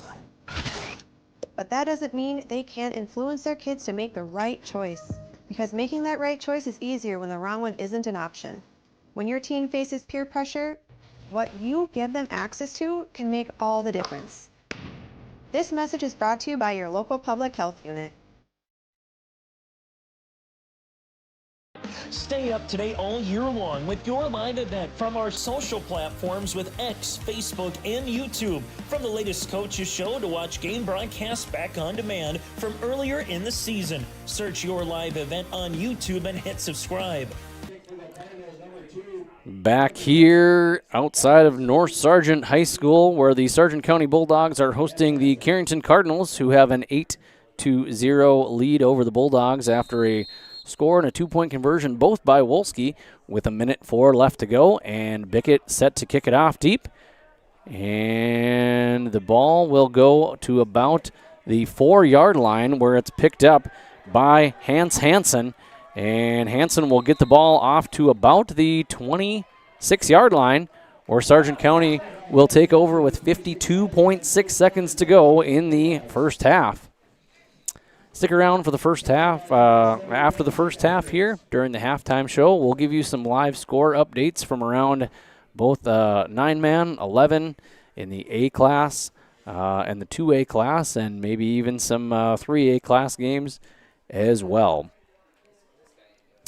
So here come the Bulldogs with less than a minute to go, 52.6 seconds to go, down 8-0 in the first half. And they'll spread the ball out with 2 men to the left, 2 to the right. Hogness in the backfield with Fury. Fury throws the ball off to the right to Logan Bope, who's able to catch the ball and dives forward to about the 30. Well, they're going to call him down just shy of the 30-yard line. We'll call it the 29-yard line, I guess.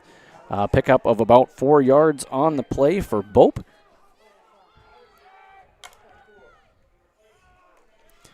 And Fury gets the snap, rolls around to his right. He's got pressure and not able to get away as the Cardinals get a big sack on the play from Cody Otto, who's been back there all night long causing some troubles for Mr. Fury and company. And that will set the Bulldogs back. Let's see where they end up marking him down. We do have a flag on the play. It looks like they'll place the ball around the 19-yard line. But waiting for word from the officials on what the call is. And hear the crew.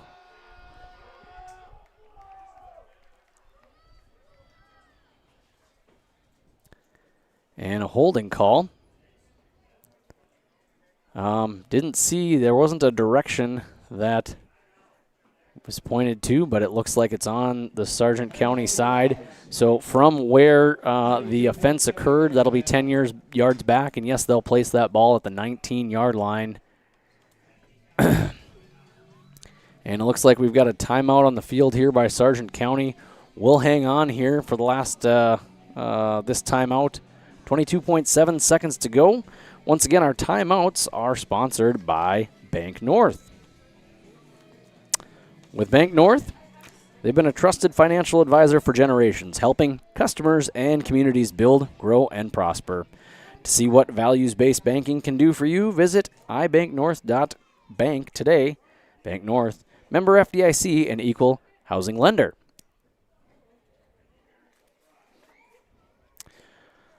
So for those of you who are joining us just now, as you can see, score is 8-0. There is 22.7 seconds left to go in the second quarter. That lone touchdown came less than a minute of playing time ago away with a minute and 9 seconds left. Wolski was able to drive in for a 2-yard touchdown and then also convert to the 2-point conversion on a direct snap. And here we sit at 8-0 here with the Carrington Cardinals up on the Sargent County Bulldogs. Both teams looking for their first win of the year. And here we go. I formation as the ball's pitched over to Ing. Ing's going to throw it back around on a reverse to Tristan Peterson on the near side. And Peterson is able to get to about the 26-yard line. So he'll move the ball forward about 7 yards or so. 6 yards on the play.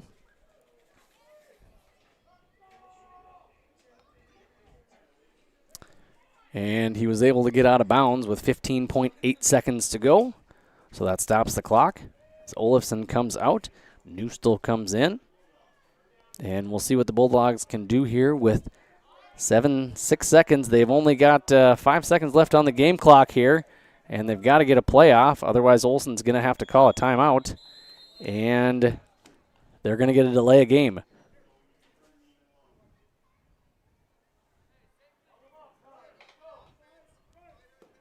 And that'll be a 5-yard penalty as they confirm a delay of game on Sargent County, pushing it back to be about a 3rd and 14.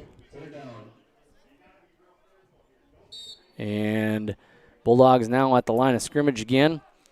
They've got Ing and Hogness in the backfield with Mr. Fury, and Fury's going to roll around, pressure again. He gets the ball off, but there's nobody there except for one Cardinal, and just couldn't quite get the arm on it that I think he wanted.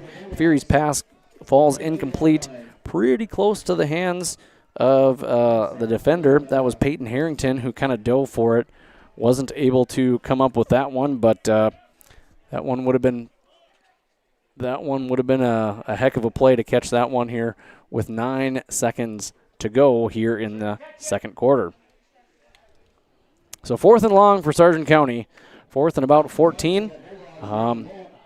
Maybe a couple plays left in them depending on how they time this. But Bope is in the backfield to punt. And the ball will go flying and will be fielded right at the 50-yard line. And he'll go down right at about the 45 on Sargent County's side of the field. That was number 23, Jacob Bayshans. And 1.4 seconds to go. We'll see what the Cardinals have up their sleeve, if they are just going to knee it down, take it into the half, or if they want to try to put a few more points here on the board with a Hail Mary type of play and make it a 2-score game going into the second half. So here we go, likely last play of the game, 1.4 seconds to go. And they're going to line up in a shotgun formation with Bickett, the only man in the backfield. Wide receivers spread out to both the left and right side as Bickett takes a snap. He's got a little pressure from Newstill, but he gets the ball off. And the ball is intercepted by Peterson and tackled almost immediately by number 34, Gabriel Clifton. And that will end the half. Here we are. Carrington Cardinals 8, Sargent County Bulldogs 0, and we are live here from Gwinner outside of North Sargent High School for Week 2 football. Stick around for the halftime show here on your live event. We'll have a few scoring updates. I'll have a few stats here left to share with you from this game, and look forward to what may be happening here in the second half. We'll be back in a minute. Pick and pop here with Spaeth into the left side corner. 3, good. For the complete and most up-to-date schedule throughout the year, head to our website at yourliveevent.com. This is Chris from Agassiz Precision Ag, your local precision planting dealer. How did your planting season go this year? Are you looking to make improvements for next year instead of breaking the bank on a whole new planter? Get the best price of the year on upgrades for your planter from Agassiz Precision Ag this summer. Get $50 back per roll per product for some of our best-selling solutions. Make the precision decision for your planter this summer. Give us a call at 701-636-2119 or visit planterdoc.com for more information. Anderson Seed Farms Incorporated is proud to announce its new partnership with AP Select Seed by AgriPartners. AP Select offers the latest traits and genetics in both corn and soybeans. They're a family-owned company that believes in fair pricing along with unmatched customer support that makes them truly better by choice. Anderson Seed Farms is a certified seed conditioning plant that grows, conditions, and sells Westbred spring wheat seed, which was the top-growing spring wheat in North Dakota last year. Contact Anderson Seed Farms in Foreman at andersonseedfarms.com. What does it mean to be locally owned and operated? For Cenex, it means everything. It means that we know if you take your coffee to go or if you like to stay a while. It means we've helped Little Leagues get jerseys and local festivals get funding. It means we know what our communities need. So you'll always leave Cenex with a full tank, full of snacks, or full of smiles. Or all of the above. And that means the world to us. Cenex, powered locally. At Bank Forward of Carrington, they're more than just your local bank. They are your financial partner for every step of life. Open a checking or savings account today and enjoy easy access to your money with personalized service that makes banking simple. Need insurance, tax assistance, or investment advice? Their experts are here to guide you. From everyday banking to long-term planning, Bank Forward has you covered. Bank Forward, your partner for financial success. Visit bankforward.com and build your financial future. Member FDIC. Looking for your next ride? Make your move to Bassett Motors of Carrington, your hometown destination for new and used vehicles. From the latest Chevy and Buick models to certified pre-owned deals you can trust. They've got it all, right off of Highway 281. No matter your budget, there's a vehicle here with your name on it. Need maintenance? Their parts and service pros keep you rolling with expert care and honest prices. Call 701-652-2955 or visit BassettMotors.com. Stop by Bassett Motors, where our customers send their friends. All right, we are back here in Gwinner, North Dakota. This is Bryce Hogness, and I am up in the broadcast booth by Stock Growers Bank. Stock Growers Bank is your small-town bank and big-time partner. With the Stock Growers mobile app, experience banking at your fingertips, anywhere, anytime. Bank near, so you can go far with Stock Growers Bank. Member FDIC, equal housing lender. Well, here we are in Gwinner, halftime of the Sargent County Bulldogs hosting the Carrington Cardinals. Carrington Cardinals have an 8-0 advantage here at half. And as we look across the landscape of high school football in North Dakota, got a few scoring updates for you all. At the end of the first half, Hillsborough Central Valley is on top of Thompson, 14-8. Grafton and Mayport CG are playing up at Grafton High School. Right now, Grafton's got a 28-12 edge on them at the start of the fourth quarter. Bottineau is hosting Northern Cass, and they have a 23-0 lead right now at the end of the first half as well. Valley City and Langdon are playing, and last scoring update here was just a little bit into the first quarter, and the scores were 0-0 over in Valley City. And looking across into, let's see here, we'll go into, got my score keeping, here we go. Over on the 9-man side, we've got Wyndmere Lidgerwood, who is hosting Hatton Northwood. They've got an 18-8 lead right now with 4 minutes to go left in the second. South Border has a convincing lead over Enderlin, 33-0 with 4 minutes left in the second. Lewis and Clark Berthold has got a 22-6 lead at the end of the first half against Surrey. Third-ranked North Border has got a 38-14 lead on 4 wins with just under a minute left to go in the half. Divide County is up on top of West Hope, Newburgh, Glenburn, 7-0 at the end of the first half as well. Linton HMB with a 44-0 lead right now with 3 minutes to go left in the first against Standing Rock Community. TGU is above Niederose right now, 20-8 at the end of the first half. Back to a few more of the 11A games. Looking across the landscape here, Southern McLean, who played the Carrington Cardinals last week, came away with a victory.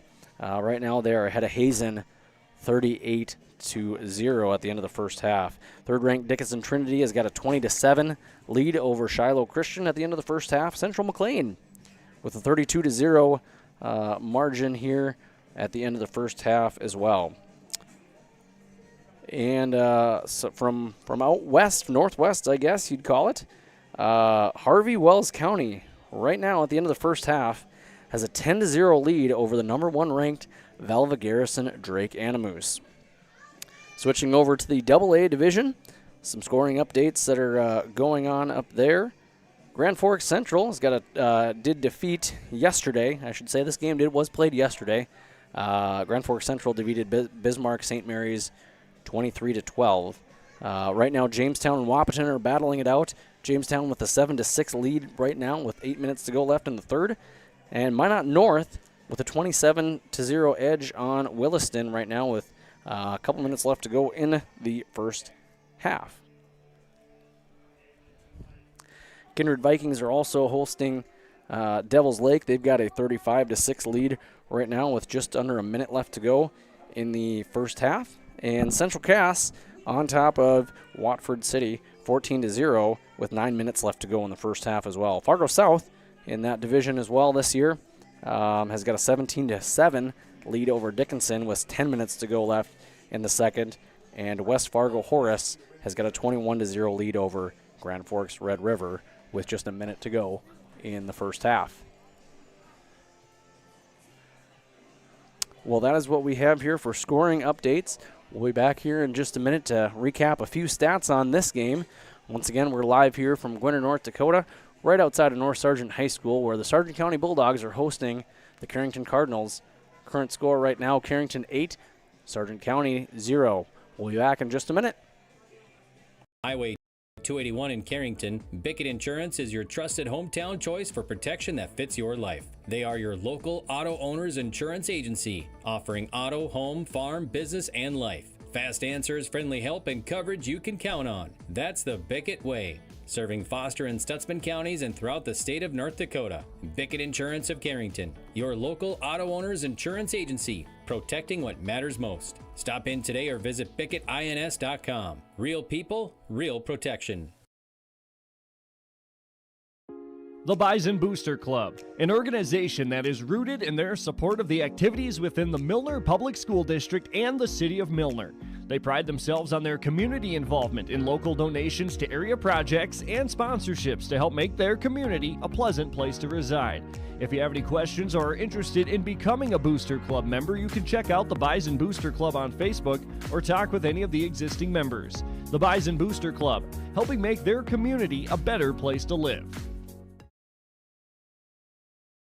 The Milner Public School District has a long history of academic, artistic, and athletic achievement and is proud of the programs and education environment offered. A fully accredited educational system, Milner Public School District operates 2 separate school buildings, including Sundale Colony School. Over 85%, that's right, 85% of the graduates of Milner High School attend some form of post-secondary educational institution. You can find more information on the Milner Public School District online at milner.k12.nd.us.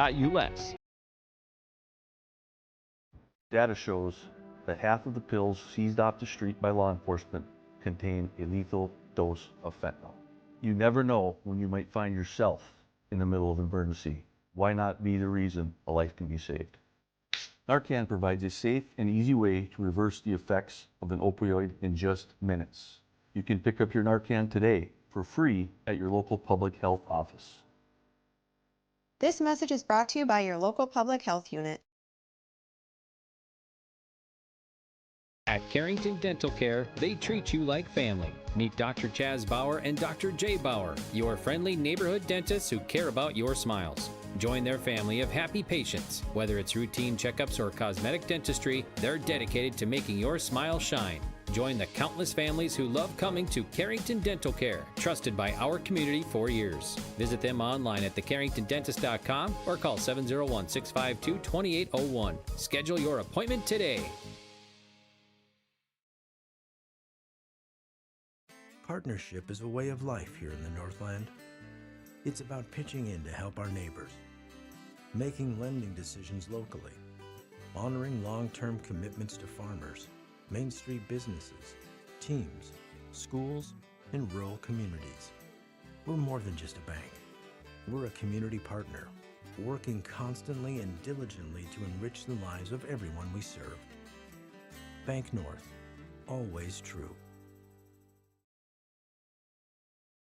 At Sendak Cooperative, we are proud to be your trusted full-service grain, agronomy, and energy choice for our communities in central North Dakota. For all of your grain, agronomy, and energy decisions, they are proud to support our local farmers and communities we work and live in. With our state-of-the-art facilities and dedicated team, we ensure your farming operation will be looked at with care and efficiency. Whether you're looking for marketing decisions, agronomy needs, fuel for your operation, or a hot cup of coffee at their C-stores, Sendak Cooperative has you covered. Visit them online at sendakcooperative.com to learn more about how they can serve you. Sendak Cooperative, proud to serve our communities in central North Dakota. All right, we're back here at the Stock Growers Bank booth here in Gwinner, North Dakota, outside of North Sargent High School. And the matchup tonight is between the Carrington Cardinals, who have an 8-0 lead right now going into the third quarter over the Sargent County Bulldogs. Both of their second games of the season. Both teams looking for their first victory of the year. So the only scoring summary that I have to give for you guys today is in the second quarter, the Carrington Cardinals were able to put together a good drive, get the ball downfield with just 1:09 to go in the second quarter, and Wolski ran in for a touchdown for 2 yards, and he was also the man running the ball in on the 2-point conversion, giving us the 8-0 lead for the Cardinals.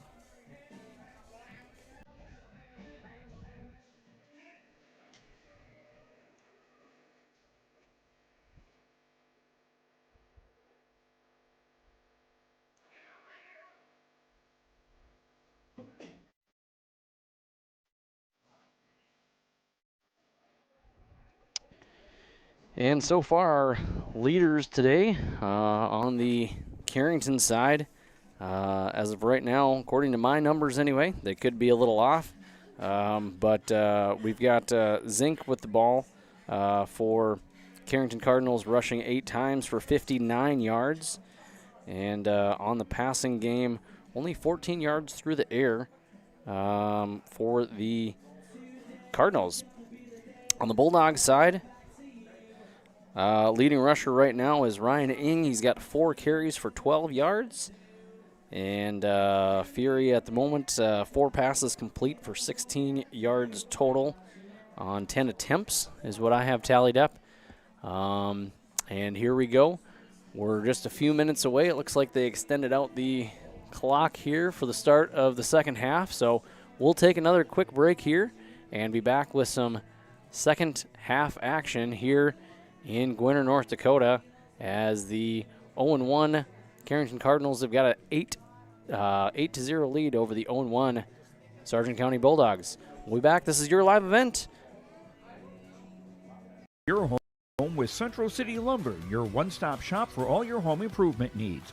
From showplace cabinets, stylish flooring, and Valspar paint, they have everything you need to bring your vision to life. Their expert team is here to help you choose the perfect materials and provide expert advice for your project. Plus, they build custom portable homes that can be moved anywhere in North Dakota. Visit Central City Lumber in Carrington today and see why they're the go-to destination for home improvement. Central City Lumber, quality you can build on. At Central Pharmacy, we're more than just a pharmacy. We're your neighborhood destination for healthcare, home decor, and clothing. Pick up your prescriptions, then see what else we have to offer. With 2 convenient locations, we're always close by when you need us. Visit us in Carrington, where you'll find everything from everyday medications to one-of-a-kind gifts. Or stop by our New Rockford store, offering fast service, personal care, and that perfect item for any occasion. Central Pharmacy, 2 locations, 1 mission, caring for you every day.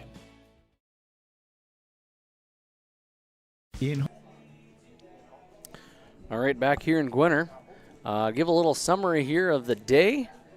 Right here in Gwinner, the field right around here picked up maybe a little over a half-inch of rain. Came down pretty quick here mid to late afternoon. So the field is a little wet. Most of the field relatively dry. It's drying off here as the night goes on. But the story of the game a little bit here on the Carrington side is a few turnovers that Sargent County was able to snag up. Interception, a few fumble recoveries, possibly due to a little bit of wet conditions here on the field. Like I said, they're not too bad on a majority of it, but there are a few spots especially near the end zone and the sidelines here, where there's a bit of moisture and maybe a little bit of standing groundwater. But the Bulldogs are able to were able to get the ball, but not able to capitalize on any of their drives. And a few costly penalties kept a few drives kind of from going. And here we are about to start the second half.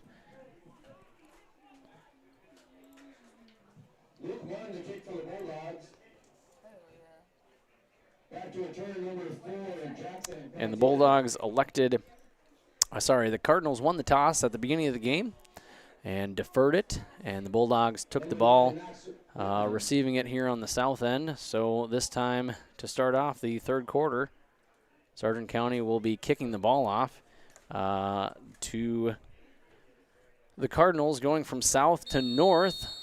And that's number 73, Luke Mund, on the kickoff, and it's short and to the left. And the ball is picked up just before the 40-yard line by number 34, Dawson Nagowski. And that is where the Cardinals will start off here this second half. So ball on the 39-yard line on the Carrington side of the field. 11:56 to go.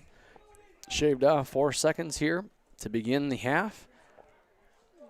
And the Cardinals will spread out with 2 wide receivers wide out, 3 near the ends, and take a direct snap to Bickett, but we've got a flag on the play.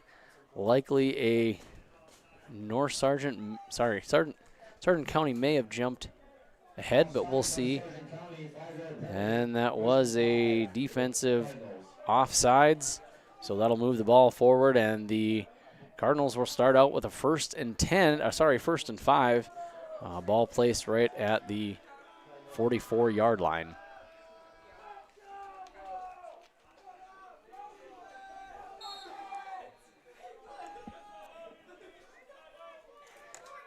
And Carrington will line up with 2 to the right. They'll send Wolski in motion to the backfield with Bickett and Zink. And the ball will go to Wolski, and he'll go off to the left side, spins around a few folks, and the Bulldogs can't quite bring him down right away. I think that'll be enough for a first down. And Wolski will get just enough for a first down. Pickup of just over 5 yards on the play for Wolski.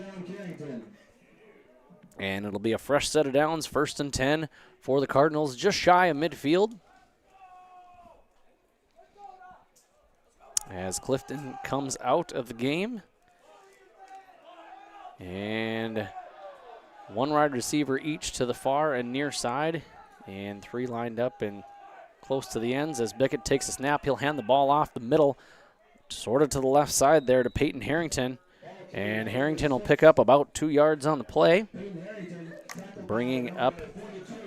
getting him just outside of, just into Bulldog territory on the 49-yard line.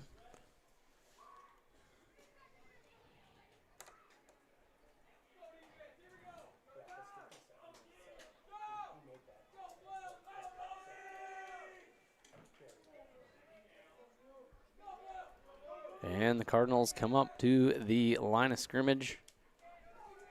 Near side here wearing number 12, that's Maddox McAloney.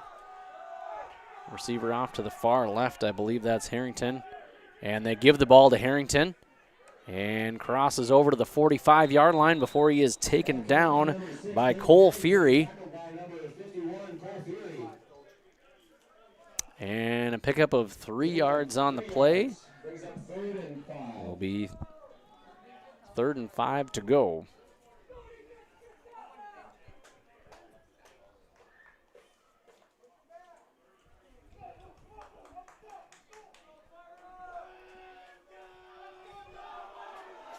Two receivers off to the near side, 1 to the far side. Zink in the backfield with Bickett. Bickett takes a snap, throws the ball, and got a hand on it. Cole Fury able to tip the ball just enough. So Hayden Hagel could not quite come down with that.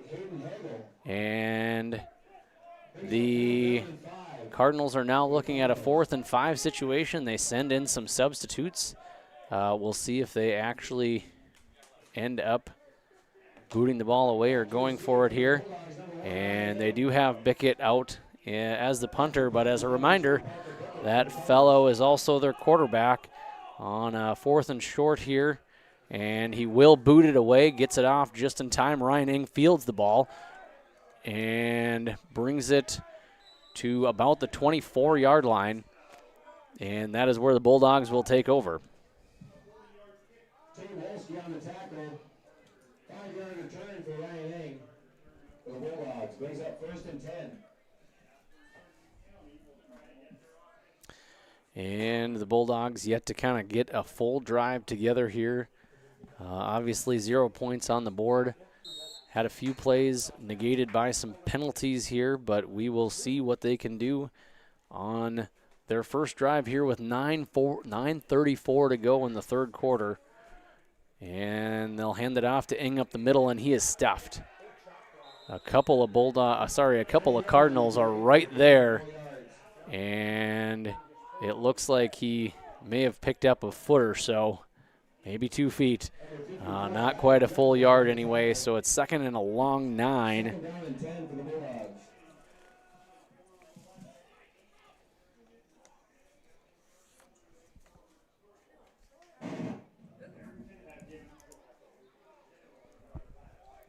And the Bulldogs come up to the line in a shotgun formation. 1 to the near side, 2 to the far side. Hogness in the backfield. Fury backs up. He's got some pressure. He gets the ball off to Neustel on the far side. And Neustel is able to pick up a minimal gain here, maybe 2 yards on the play. And got about 2 yards on the play there for Neustel and Fury. And 2nd and 8, maybe a long 7 to go. And Ing comes in, Neustel comes out. And Fury comes back in with the play call.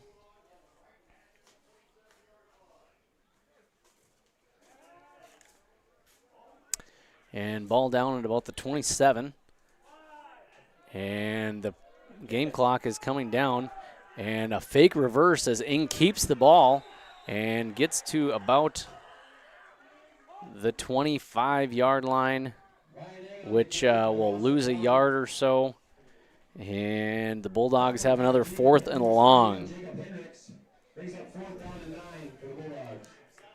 And Bulldogs likely to punt it away as they are back deep in their own territory. As Max Whitman and Jacob Bayshans go deep, and Logan Bope takes the snap from Furter, and a good punt, and gets on into Bayshawn. Bayshawn grabs the ball just after the 40, gets across midfield, and is taken down at about the 44-yard line.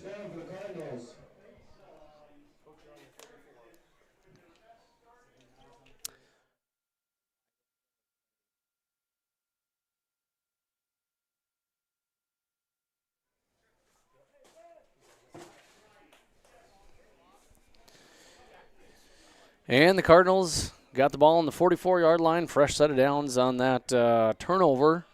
On that 3 and out for Sargent County. 6:38 to go here in the third quarter as they flip. And getting the ball is Zink on the left side there, and he powers forward, picking up a few extra yards, about a 4-yard gain on the play. To right about the 40-yard line. Okay, by number 7, McCade Zink. Tackled by number 26, Anthony Furter. And looks like it'll maybe be about 3 yards. He got not quite the 40, about the 41.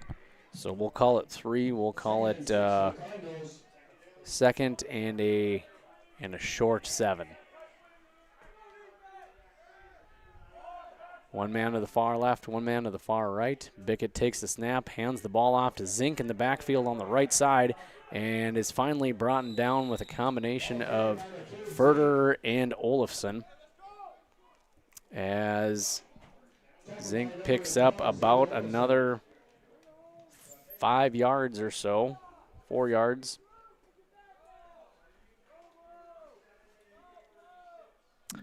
We'll go 5 yards on the play. We got 3rd and about 1.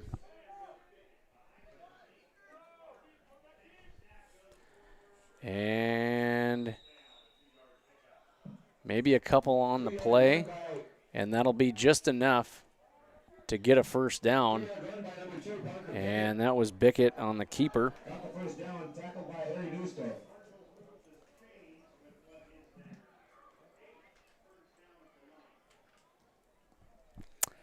And another first down for Carrington as they keep this drive alive with 4:58 to go in the 3rd quarter.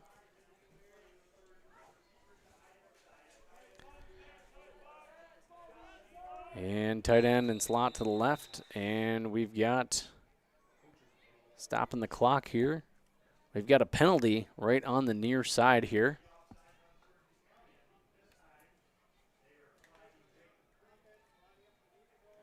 And a neutral zone infraction, neutral zone penalty, yes, on the Cardinals. So that'll back the ball up 5 yards, and it'll be a 1st and 15.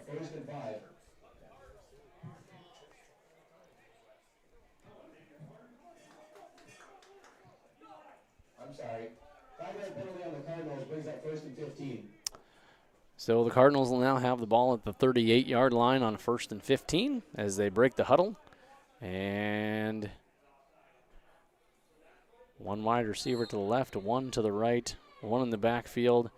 And sending in motion, they're going to change the formation up here a little bit, reverse it. With Wolski going off to the right side there. They give the ball to Zink up the middle, and Zink's got some holes and is able to get a first down, close to a first down marker. And he will get a first down on that one, about 17 yards on the play for Zink. And the Cardinals keep marching forward, picking up more first downs here in the second half. And the ball is placed right at the 20-yard line. Ball on the right hash.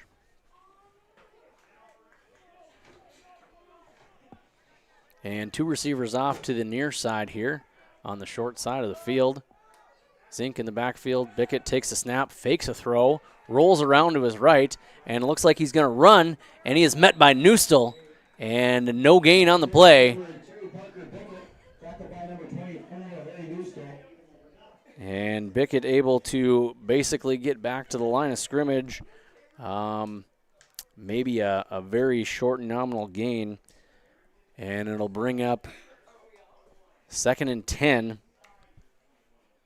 from the 20-yard line.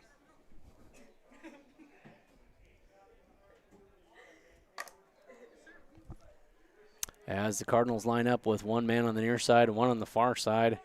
Zink gets the ball on the middle, starts left, goes right, finds a little bit of a hole, hesitates, and incoming on the far side is Eli Olsen with the tackle. And they're able to, again, pick up a first down here. And it looks like he picked up about 11 on the play.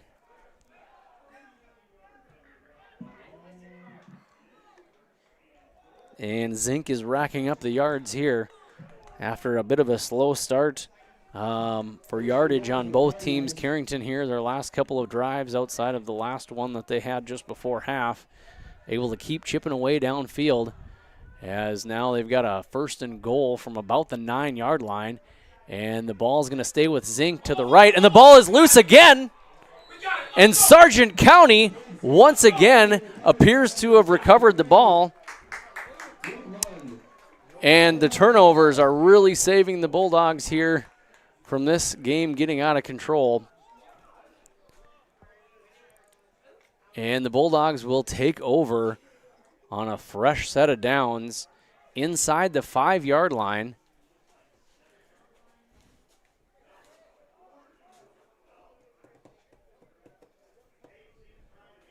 And with 2:54 in the game, Sargent County takes over at the 4-yard line, deep in Cardinal territory.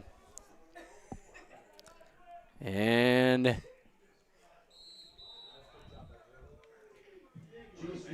it looks like Fury had kept the ball and punched right forward through for maybe a gain of 1 on the play, bringing up 2nd and 9 for Sargent County.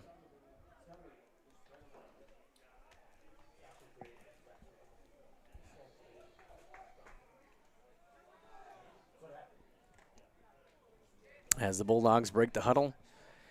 And I apologize, from where I am standing, it's pretty hard to see the far side of the field, but we'll give the best we can as he hands the ball off to Ing on the left side. That is the near side. And Ing charges forward for a few more yards. And he picks up about 2 on the play. Maybe 3 yards, 3rd and a long 5 or 6.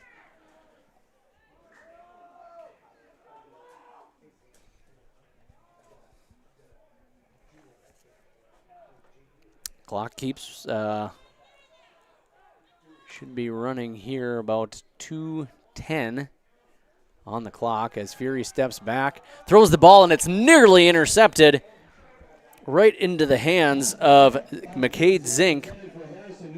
And that one could have easily been 6 the other way with a nice, easy walk into the end zone had he kept his hands on that one. But fortunately for Sargent County, the ball was dropped, and here we go again. We've got a 4th down, so hopefully Sargent County can get the ball at least out of the hot zone here. And the ball is kicked. It's short. It's going to land right around the 37, 38-yard line on this side of the field. So the Carrington Cardinals will have a short field to work with here. As we've got 2 minutes to go here in the 3rd quarter. Bulldogs 0, Carrington Cardinals 8. Ball will be spotted on the 29-yard line for the Cardinals, 1st and 10.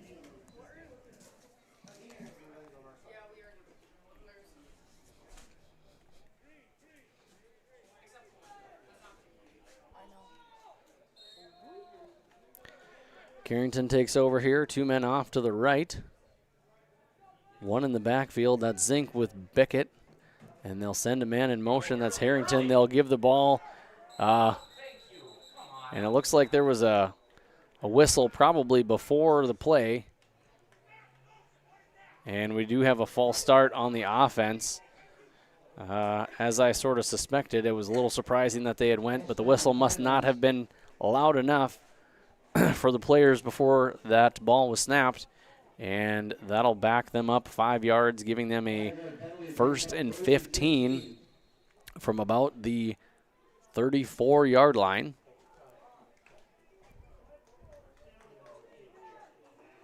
As Clifton checks out of the game. And ball on the near hash. 2 receivers to the right. And the ball will go up the middle to Wolski. And the ball was handed off initially to Zink. Wolski was able to catch that almost semi-reverse there. And they get rid of the 5-yard penalty and more with about a 12-yard gain on the play.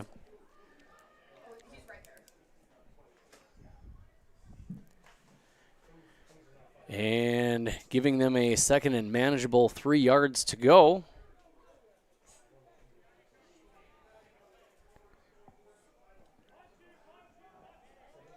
And in a shotgun with a tighter formation as Bickett takes a direct snap, and he's going to go around the right end and doesn't have much where to go. And it looks like Newstall was able to get him there. And I don't know if they gained any yardage on that play. They may have lost a little bit. They're going to push him back maybe a yard as Bickett on the keeper loses about a yard, taken down by Newstall just shy of the original line of scrimmage.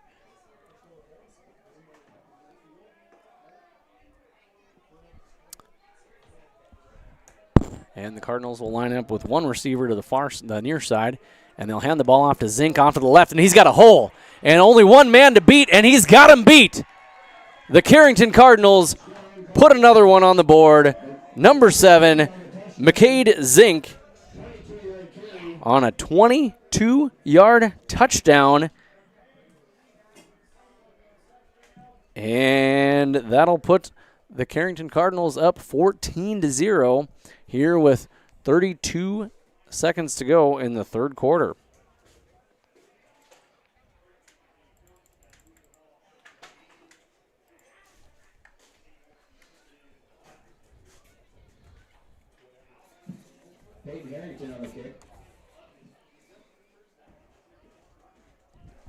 And they'll take the snap on the two-point conversion, and he goes nowhere.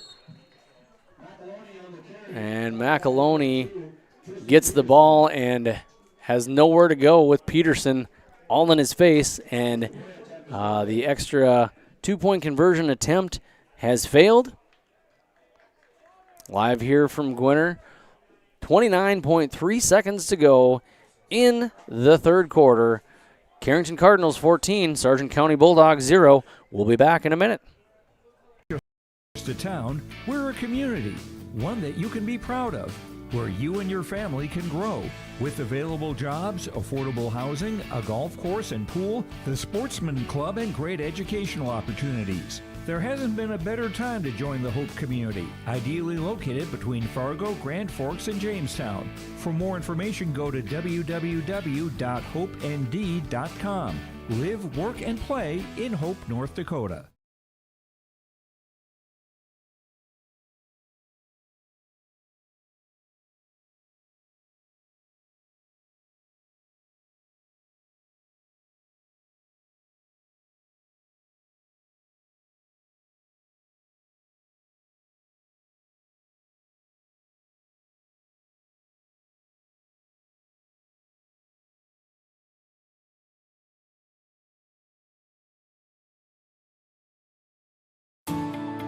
At Enbridge, we're focused on relationships. 23 Canadian First Nation and Métis communities now own an equity stake in Enbridge Athabasca Pipelines. In Minnesota, Enbridge has spent $450 million and counting, with Native-owned companies and in wages to tribal members working on Line 3. Every day brings new collaborations, partnerships, and possibilities. Learn more at Enbridge.com. All right, back live here in Gwinner outside of North Sargent High School. The score is 14, Carrington, Sargent County 0 with 29.3 seconds to go in the third quarter. And Bickett is set to kick the ball off to Sargent County from north to south. And the ball goes down to Ryan Ing, catches the ball at about the 25-yard line. He's able to get to past the 40, trudging through nearly to the 45-yard line before being brought down right around the 44-yard line, and that's where Sargent County will begin their drive as we close out here the third quarter with 20 seconds to go.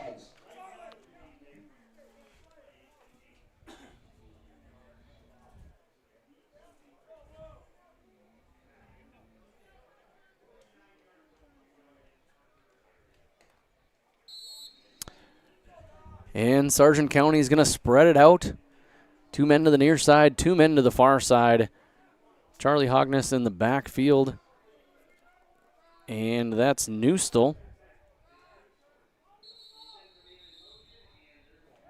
And we've got a penalty, a pre-snap penalty, and a false start is being called on the Sargent County Bulldogs, giving them a first down and 15. And as you can see, it looked like Fury was out on that play.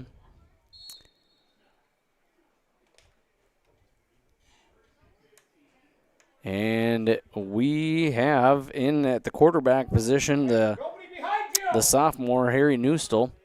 And he'll hand the ball off to Hogness, but they'll sort of bump into each other. And Charlie is not able to get anywhere. They're going to lose probably 3 yards on the play.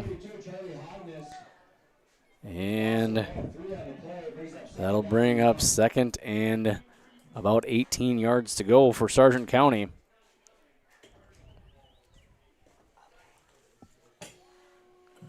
And that'll do it for the third quarter. Here from Gwinner, outside of North Sargent High School, up in the Stock Growers Bank booth on your live event. The Carrington Cardinals have a 14-0 lead on the Sargent County Bulldogs. We'll be back for the final quarter of the game right here on your live event. Times like these, it's good to know there's a place where people know who you are, no matter how long you've been gone. A place where the smells of home cooking are still in the air, where a simple wave warms your heart, and sharing stories is just a way of life. It's good to be home. Farmers Union Insurance, protecting what's important in life.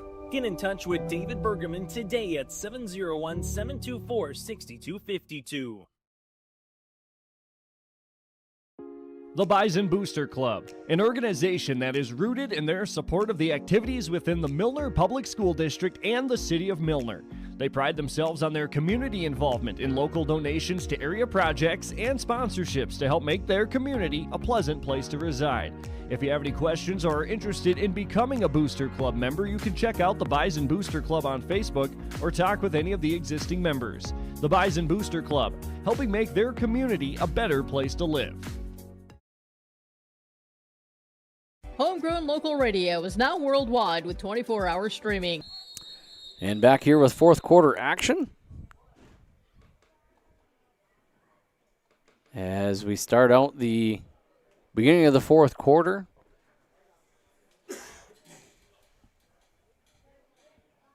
And Fury back in the game after being out a few plays. Newstall was subbing in his quarterback. Fury back in, 2 men to the left, 2 to the right. Hogness in the backfield. Fury drops back, throws the ball, intended for, I believe that was number 2, Tristan Peterson. And it hits his hands, and he is unable to hold on to the ball, bringing up a third and very long for Sargent County.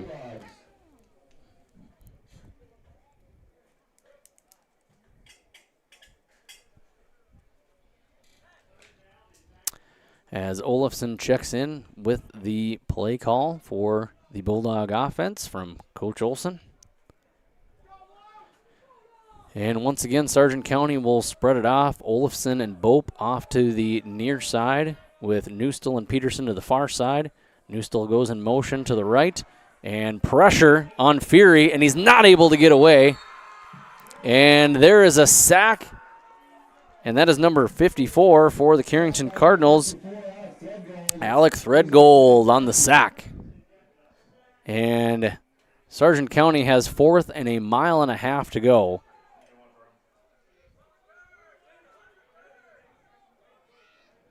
Ball is placed down at about the 29-yard line. They would need to get to the 46-yard line on the other side of the field.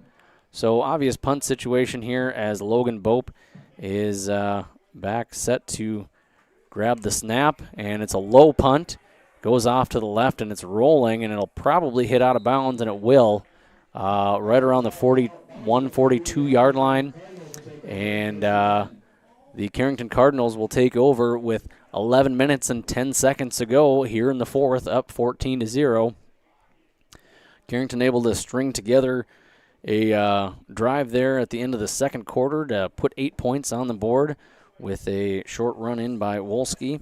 And this whole second half here in the third quarter, able to string together some drives here, one that spanned a good chunk of the field. And Zink was able to get into the end zone for the other 6 points, leaving us at that 14-0 mark here as Carrington takes over. They're going to put it at the 42-yard line in an I formation. And Bickett takes the ball, hands it off, and nowhere to go for the back. I couldn't quite tell who had gotten that. Another fumble?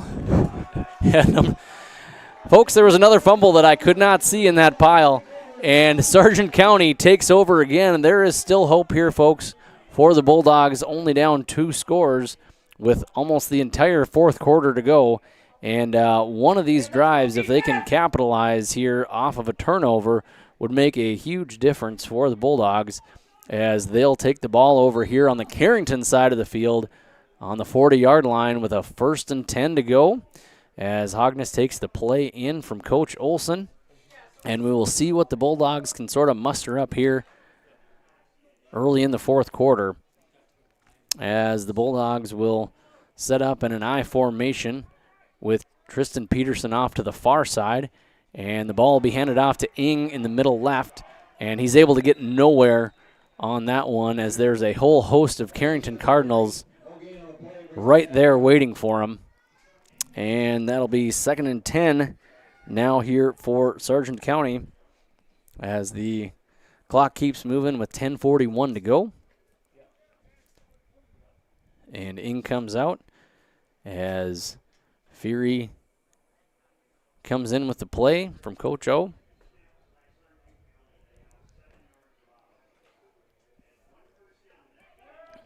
As they break the huddle with one receiver off to the near side here. That's Tristan Peterson. And we might have a little movement. That might have been Hogness in the backfield at the halfback position. Had a little jump here before the play was snapped, and we'll have a 2nd and 15 to go.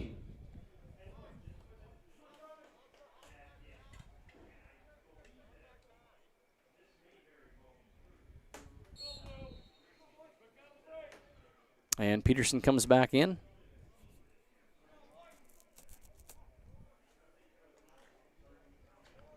And he'll go off to the far side. Once again, we'll have an I formation. And that's Hogness and Olsen in the backfield, as they'll pitch it to Olsen, and he'll come right, dances around a few folks, able to get maybe a couple yards on the play. And it'll still be 3rd and about 13 to go with that 2-yard gain.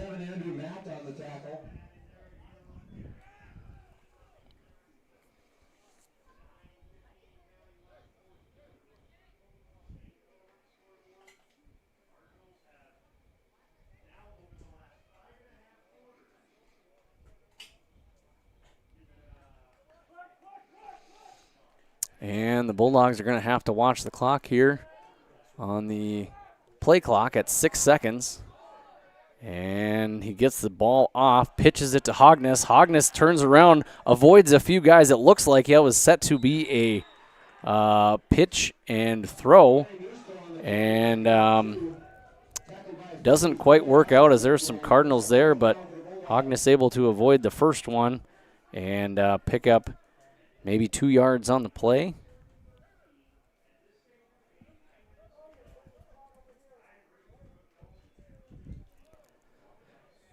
So 4th and 13, 12, 13 yards to go for Sargent County. The ball is down at the 42-yard line on the Carrington side. And we're spreading them out a little bit. Olsen in the back, and it looks like Coach Olsen will call a timeout here with 8:47 to go here in the 4th quarter. Carrington Cardinals 14, Sargent County Bulldogs 0. And we'll stick on the air here with you. We've got a timeout, and that means it's a Bank North timeout. Bank North has been a trusted financial partner for generations, helping customers and communities build, grow, and prosper. To see what values-based banking can do for you, visit banknorth.bank today. Bank North, member FDIC, equal housing lender.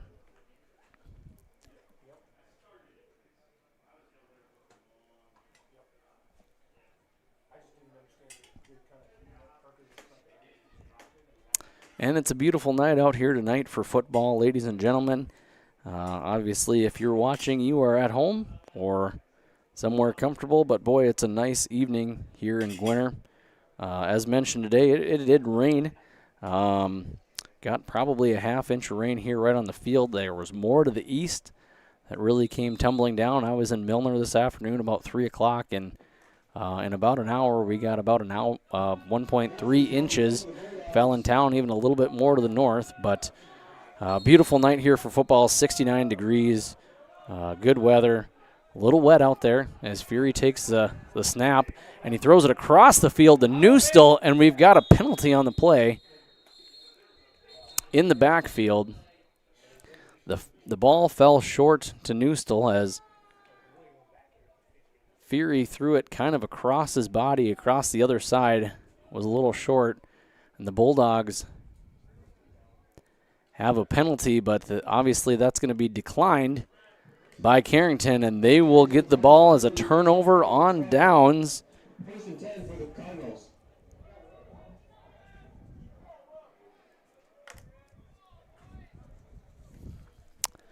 And the Cardinals take over at the 42-yard line on their side of the field with 8 minutes and 42 seconds to go. Be sure to stick around after the game. We'll have a update of what happened here in this game as well as other games going on around the state of North Dakota. And we'll have a precision play of the game brought to you by Agassiz Precision Ag, and a player of the game brought to you by Enbridge. And the ball goes to Zink, as you can see, up the middle, picks up about 6 yards on the play. Tackled by Harry Newstall, second down. And it looks like in at quarterback again here is Whitman. Bickett played most all of the game outside of the first couple of drives in the first quarter and up until this one here. And back in is the senior wearing number 9, Max Whitman.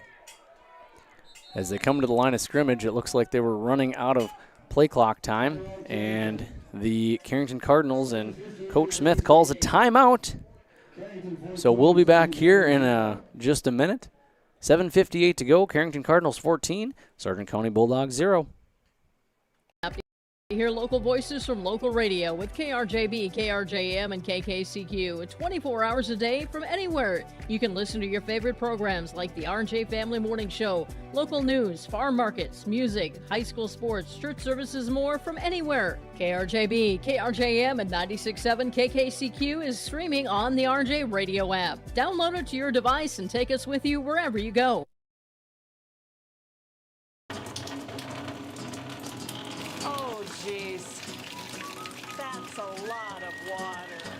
No! Jeez Louise! This system is packing 70-mile-per-hour winds, golf ball-sized hail, and a fast drop in temperature. Oh, jeez. Dave and Cheryl's kitchen started on fire. All right, back here in Gwinnett at North Sargent High School, where the Sargent County Bulldogs are behind Carrington Cardinals 0-14, and the ball goes to Wolski on a 2nd and 4, and he's able to pile drive his way through and pick up a first down with a gain of about 5 yards for Mr. Wolski, as him and Zink sort of are leading the way on the rushing side of things, each of them with a touchdown, giving the only points on the board for this ball game.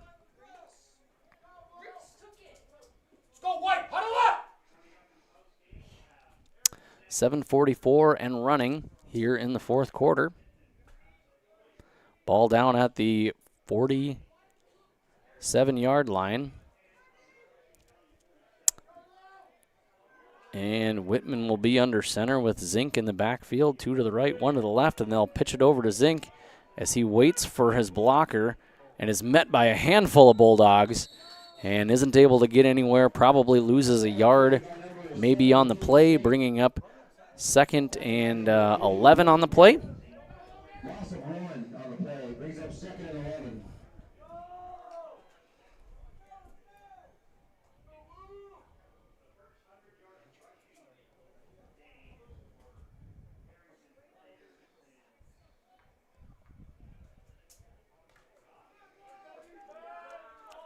As the Cardinals break the huddle. And they're in the I formation, 1 off to the left, 1 to the near side. And the ball is handed off to Harrington. Harrington piles forward, able to get back about 5 yards on the play.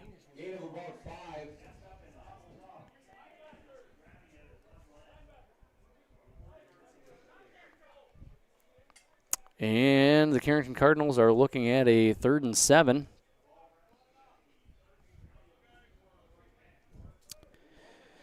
as the Cardinals check another man into the field. That was number 23 running in, Jacob Bayshans.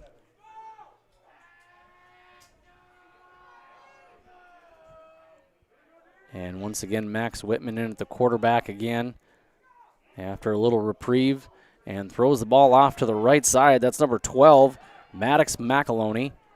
And McAloney able to pick up a few yards, but they're going to be short of a first down. And we'll pick up about 3 yards on the play. So 4th and 3 or 4 yards to go. We'll call it 3 yards.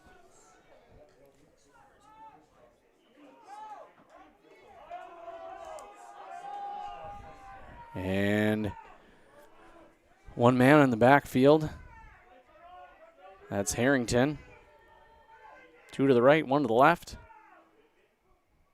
And he takes the snap and rolls around to the right, able to get the first down before he's piled out of bounds. And the Cardinals keep this thing rolling. Harrington with a 5-yard pickup on the play, giving a first down here for Carrington.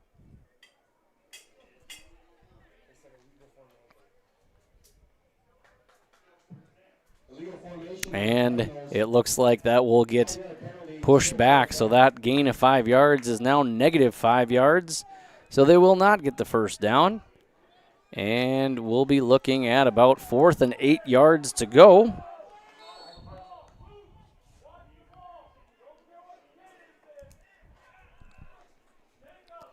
And big play here for Sargent County if they can capitalize on that penalty. 4:58 to go. There's still a little bit of hope. But we are going to have a timeout called by Carrington. And like I said, 4:58 to go. 14-0 Carrington over Sargent County at the moment. 4th quarter. We'll be back with you in just a minute. Jeez. Oh, geez. Let's take a look. Oh, geez, moments happen. Be ready with Irie Insurance.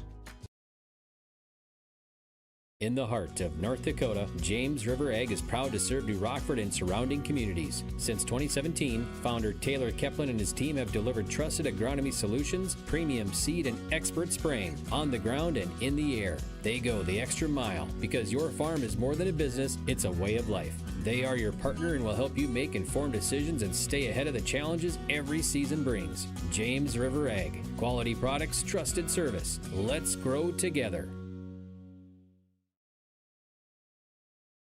A foundation forged in their grandfather's shop. Martin's Welding and Machine of Glenfield creates custom parts for farmers and ranchers to solutions for local residents and growing businesses. All right, back here with 4th quarter action. 4:58 to go. Carrington up 14-0, but we got a 4th down and 8. If Sargent County can, let's see, it looks like they're going to line up in the punt formation now. And Bickett gets the ball off, a nice, beautiful kick, and it gets past Ing. I don't think he touched it as he left it go. And they were, he did not touch the ball. Carrington kind of celebrated a little bit. They maybe thought that Ing may have touched the ball. And let's see. Yep, that was Wolski that picked the ball up and ran it in. Good call on his behalf. The official didn't really indicate much one way or the other right away. From this angle, it didn't look like that he had touched the ball, but kind of hard to tell. So,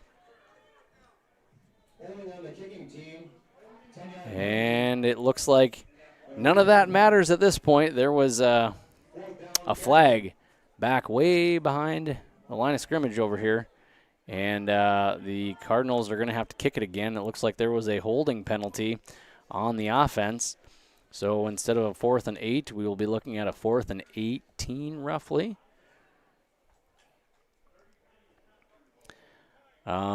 Which may give the Bulldogs a little bit more breathing room to not get pinned back deep in Cardinal territory too bad.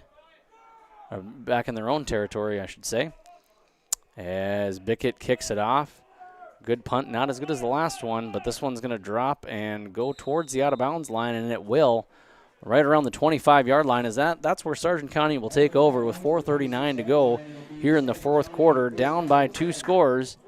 We'll see if the Bulldogs, Coach Olsen and crew, can muster up a drive here to get some points on the board. Only points so far this season, this last game. We're only 2 games in. Ryan Ing scored on a kickoff return for Sargent County. And the Bulldogs will spread things out again here. 2 receivers off to the right, 2 to the left, and 1 man in the backfield. That's Ing. And the ball goes flying and is not near the intended receiver. But Peyton Harrington was there, ready for it, dove for it, couldn't quite get there, which saved a turnover here for Sargent County. And so we'll start another play here at 2nd and 10 on an incomplete pass.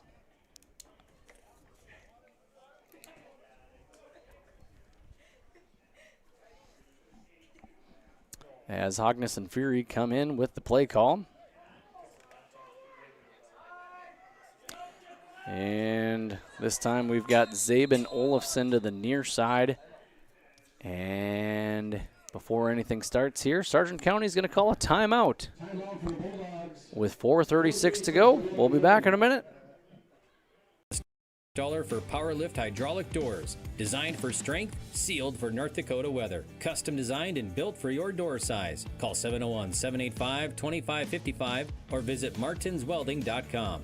Serving all of North Dakota and beyond. Martins Welding and Machine. Matt and Mike will make it right. Sharing our heritage, sharing our future. Choosing the right bank for your financial needs can be challenging with the many choices available. Dakota Heritage Bank is pleased you're interested in knowing more about what they can do for you. The Dakota Heritage Bank community bank setting is a strong advantage they have over larger, less personal banks. Customers are more than account numbers. They are. All right, we've got a 2nd and 10 from the 25-yard line with 4:36 to go in the fourth quarter. As Fury steps back, the throw is a little short to Ing, and then it falls incomplete. Brings up 3rd and 10 for the Bulldogs. And we'll have 3rd down, 10 yards to go for Sargent County. The clock stops at 4:31. Ball is at the 26-yard line in Sargent County territory, as we've got trips off to the near side, 1 receiver to the far side. Hogness in the backfield with Fury. The ball goes deep down the left side. That's Tristan Peterson just over the head of him. Couldn't quite find which shoulder to go after on that one. And we will have another 4th down for Sargent County, 4th and 10 on their own 26-yard line. And the helmet is now repaired. Come up here, get your prize anytime. To the press box. So 4th and 10, it looks like the Bulldogs are going to punt this one away. They're at least lined up that way. Logan Bope set to punt it. And the Cardinals have got 2 down deep and kind of a line drive punt. And it's going to stay in bounds, though, on the far side. Right around the 42-yard line is where Tristan Peterson is going to pick the ball up, and that's where the Cardinals are going to take over with 4:18 to go here in the fourth quarter. Once again, after the completion of this game, we will have some scores from around 9-man football, 11-man football, and a few updates on some of the stats that I've kept here. Can't promise your accuracy, but do the best I can to give you what I saw.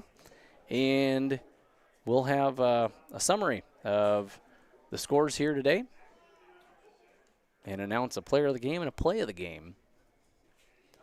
And the ball is handed off to Harrington off the right side, and he keeps plowing forward, able to pick up 5 yards on the play. And it'll be 2nd and 5 for the Carrington Cardinals.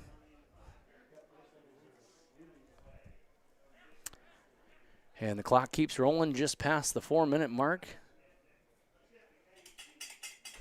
As I imagine Carrington will be trying to run the ball, keep that clock grinding, and hopefully be able to take a nice couple-hour ride bus back to Carrington with a W under their belt here, first one of the season. And the ball goes up to middle to Zink, and the Bulldogs trying their best here.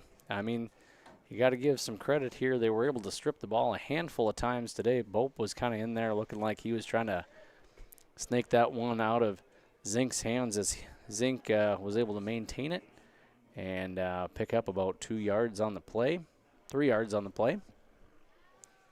Bringing up a 3rd and a long 2. Ball spotted at midfield.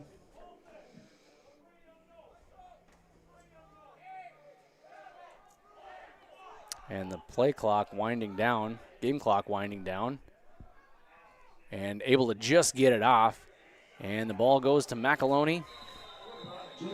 Or sorry, Bayshans. Bayshans gets the ball. Picks up a first down for Carrington.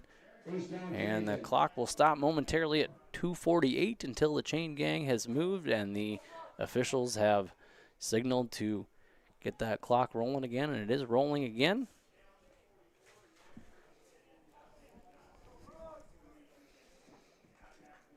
Bayshans, I believe that was his first carry of the game. And a critical one, keeping this drive going here, keeping that clock going, and getting the Carrington Cardinals one step closer to a victory here against Sargent County. And the ball again goes to Bayshans. Bayshans picks up about another 3 yards on the play.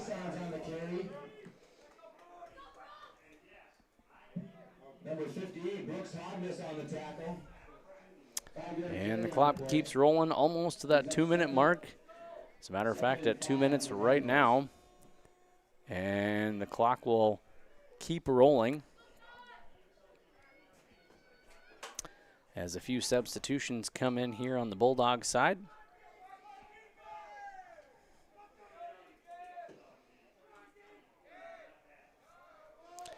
And the Cardinals line up with 3 men in the backfield behind Max. And he'll hand the ball off to Harrington on the right side. Harrington breaks loose, able to get a first down easily before going down. And the Bulldogs, you can still see, are scrapping to try to pick that ball away. But no success there, as the Cardinals will begin this fresh set of downs right around the 28-yard line.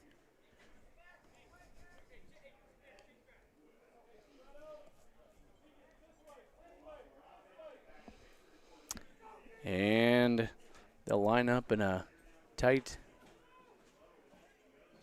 power formation. It looks like they may just kneel it down here. And they will. And so with 1 minute and 11 seconds to go,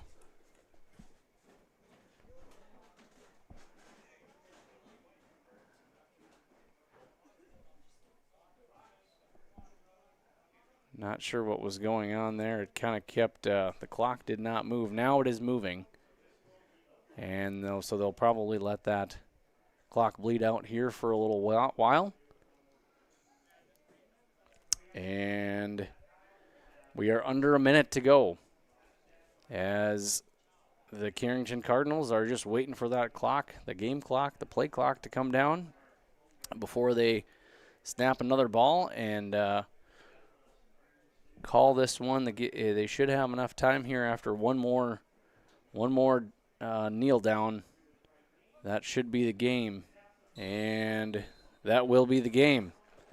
So the Carrington Cardinals have came down to Gwinner, North Dakota.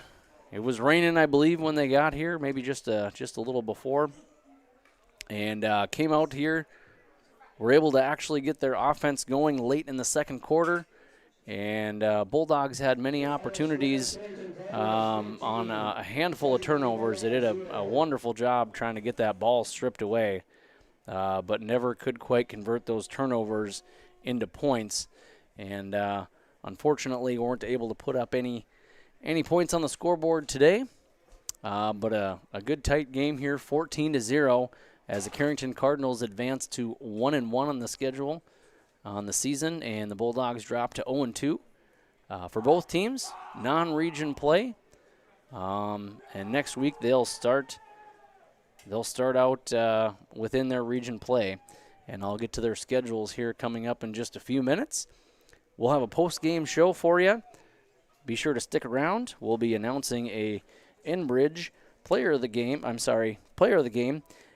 a play of the game by Agassiz Precision Ag.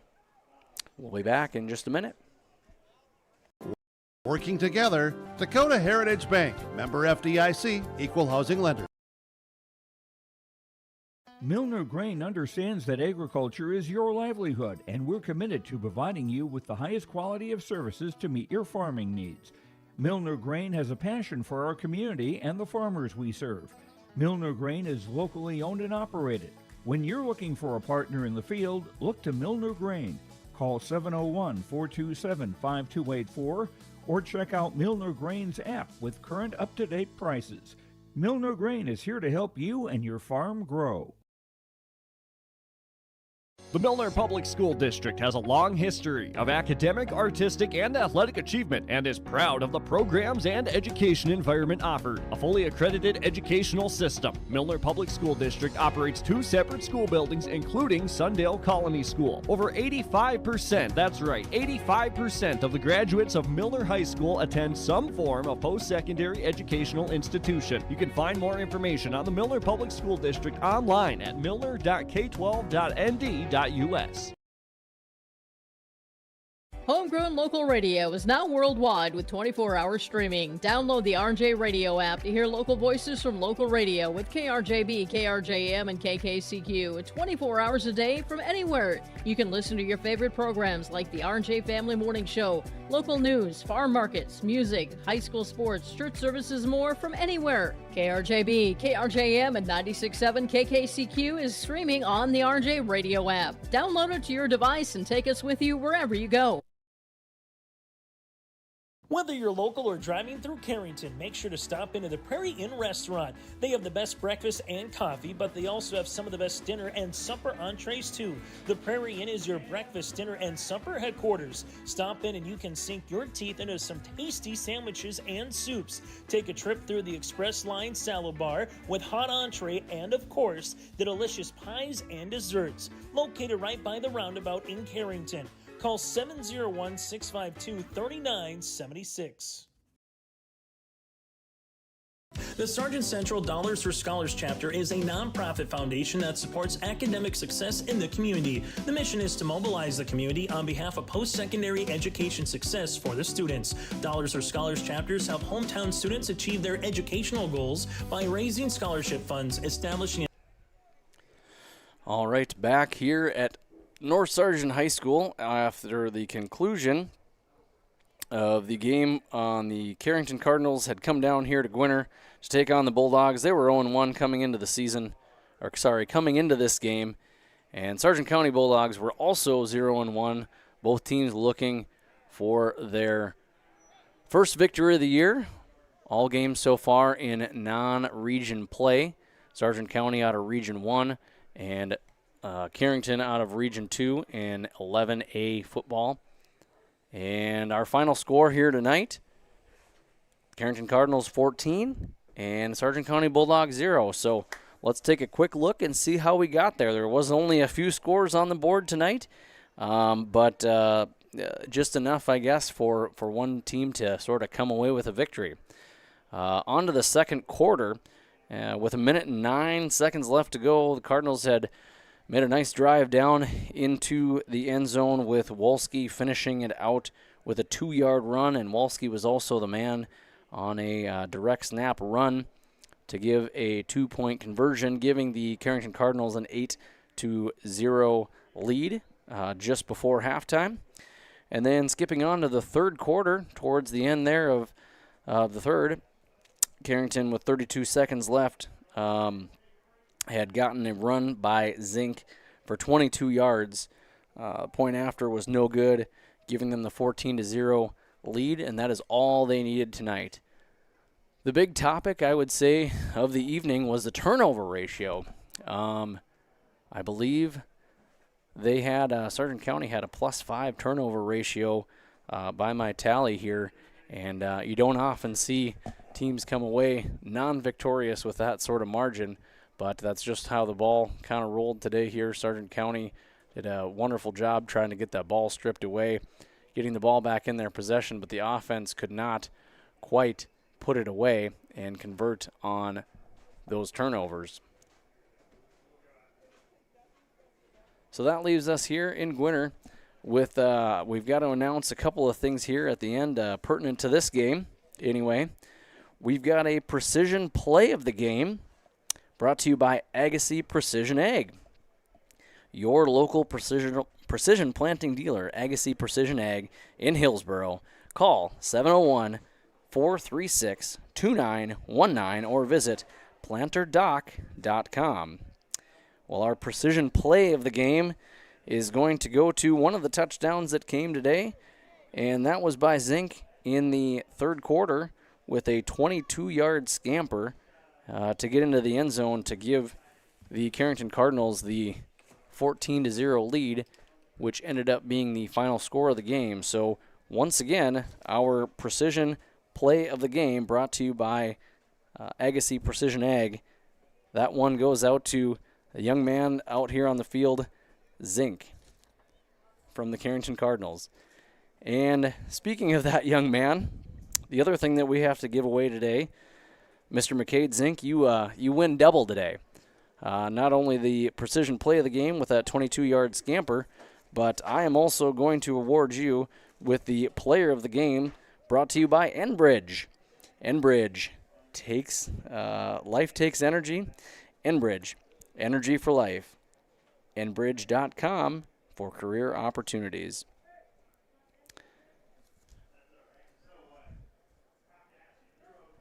So looking at some of the stats here tonight, and one of the reasons that Mr. Zink ends up with this award, not only did he score that touchdown, but he also had, by my count, 125 yards on the ground for the Cardinals, able to keep them rolling and eventually onto this 14-0 victory here for Carrington.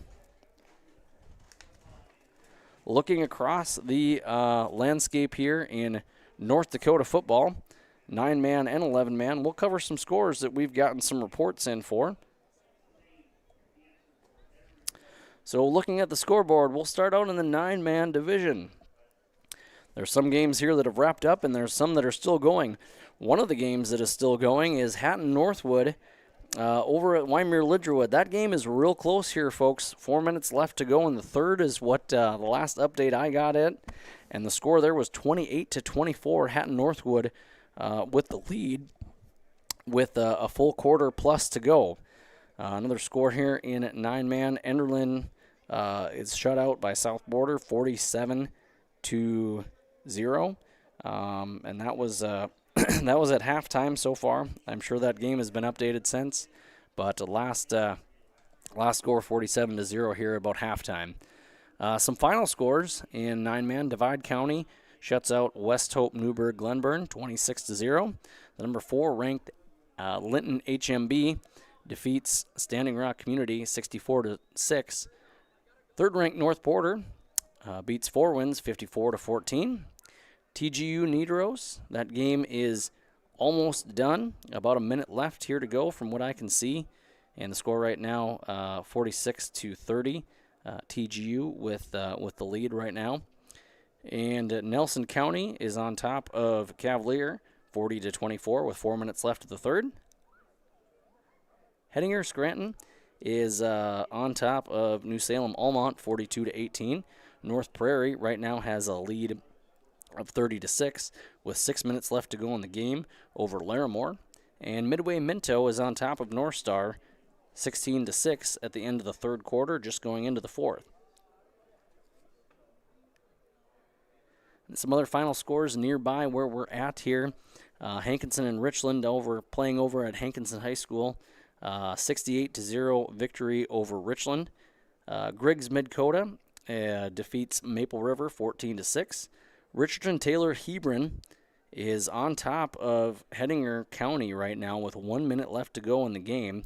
And the number 2 ranked New Rockford Cheyenne Maddock has defeated St. John's 70-6. Napoleon Gackle Streeter comes out with a win at 26-22 against Kidder County. And moving on to the 11-man Class A division. A few games here from around the area, I guess, going on within both Region 1 and Region 2 tonight. So we've got Grafton beating Mayport CG 28-12. Bottineau defeating Northern Cass 33-7. Langdon area Edmore Munich, the number 2 ranked team. Last score update that we had from that one was 6-0 over Valley City, but that was in the first quarter, so waiting for some updates on that one. Hillsborough Central Valley edges out Thompson 28-20. Ray Powers Lake is on top of Turtle Mountain right now. Just started the fourth quarter 33-12. A few other final scores to report. Southern McLean defeats Hazen 44-6. Dickinson Trinity over Shiloh Christian 46-27. Central McLean tops South Prairie Max 54-0. Harvey Wells County just defeated the number 1 ranked Velva Garrison Drake Animus 10-8. And that'll do it for 11A scores. Some in the AA division. Grand Forks Central 23-12 over Bismarck St. Mary's. Jamestown defeats Wahpeton 23-12. Minot North shuts out Williston 41-0. And Kindred defeats Devils Lake 42-12. A couple more scores in that AA division. We've got 3 games, it looks like, still going underway. Central Cass has got a 41-0 lead over Watford City. Fargo South is on top of Dickinson 27-14. And West Fargo Horace is on top of Grand Forks Red River 34-7.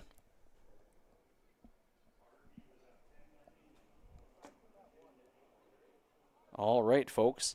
Well, that will do it here from Gwinner at North Sargent High School. Once again, our final score, don't have it updated on the camera there. It still says fourth quarter. But I assure you, the game is over. Final score, Carrington Cardinals 14, Sargent County Bulldogs 0. Carrington jumps up to 1-1, both the non-conference games, and Sargent County drops to 0-2. Thank you for joining us on your live event. This is Bryce Hogness. Appreciate you coming, stopping in, and listening and watching to this game. We'll be back here after a bit. I should lead you. I guess I told you I would do it earlier, but I didn't do it yet. Some of the next games for these couple of teams coming up. So, for the third game of the year, next weekend on the 5th, the Carrington Cardinals will have their first home game of the year against Grafton, and Sargent County will be paying a visit to Valley City for their third game of the season and the first in Region 1 play for those teams. And they'll be, so looking at the rest of the season, I guess, for Carrington, they're getting into their region play here. So they've got Grafton, and they'll travel to Harvey Wells County, and then to Park River, and then on to host a game at Turtle Mountain with Turtle Mountain Community, and then host a Langdon area Munich, and then have a game against Rugby on the 10th of October, and then a home game to round out the regular season. Thompson will pay him a visit on the 16th of the month. And for Sargent County, after their game at Valley City, they'll host a game in Milner against Northern Cass on the 12th. Then they'll travel to Ellendale Edgeley Cullum. Then on the 26th, they'll host Oaks here at North Sargent High School. And Hillsborough Central Valley will make them come up there on October 3rd. And then the Bulldogs will finish off with 2 home games, Mayport CG and Lisbon. Thank you for joining us. We'll see you next time. I'm Bryce Hogness, and thank you for watching your live event.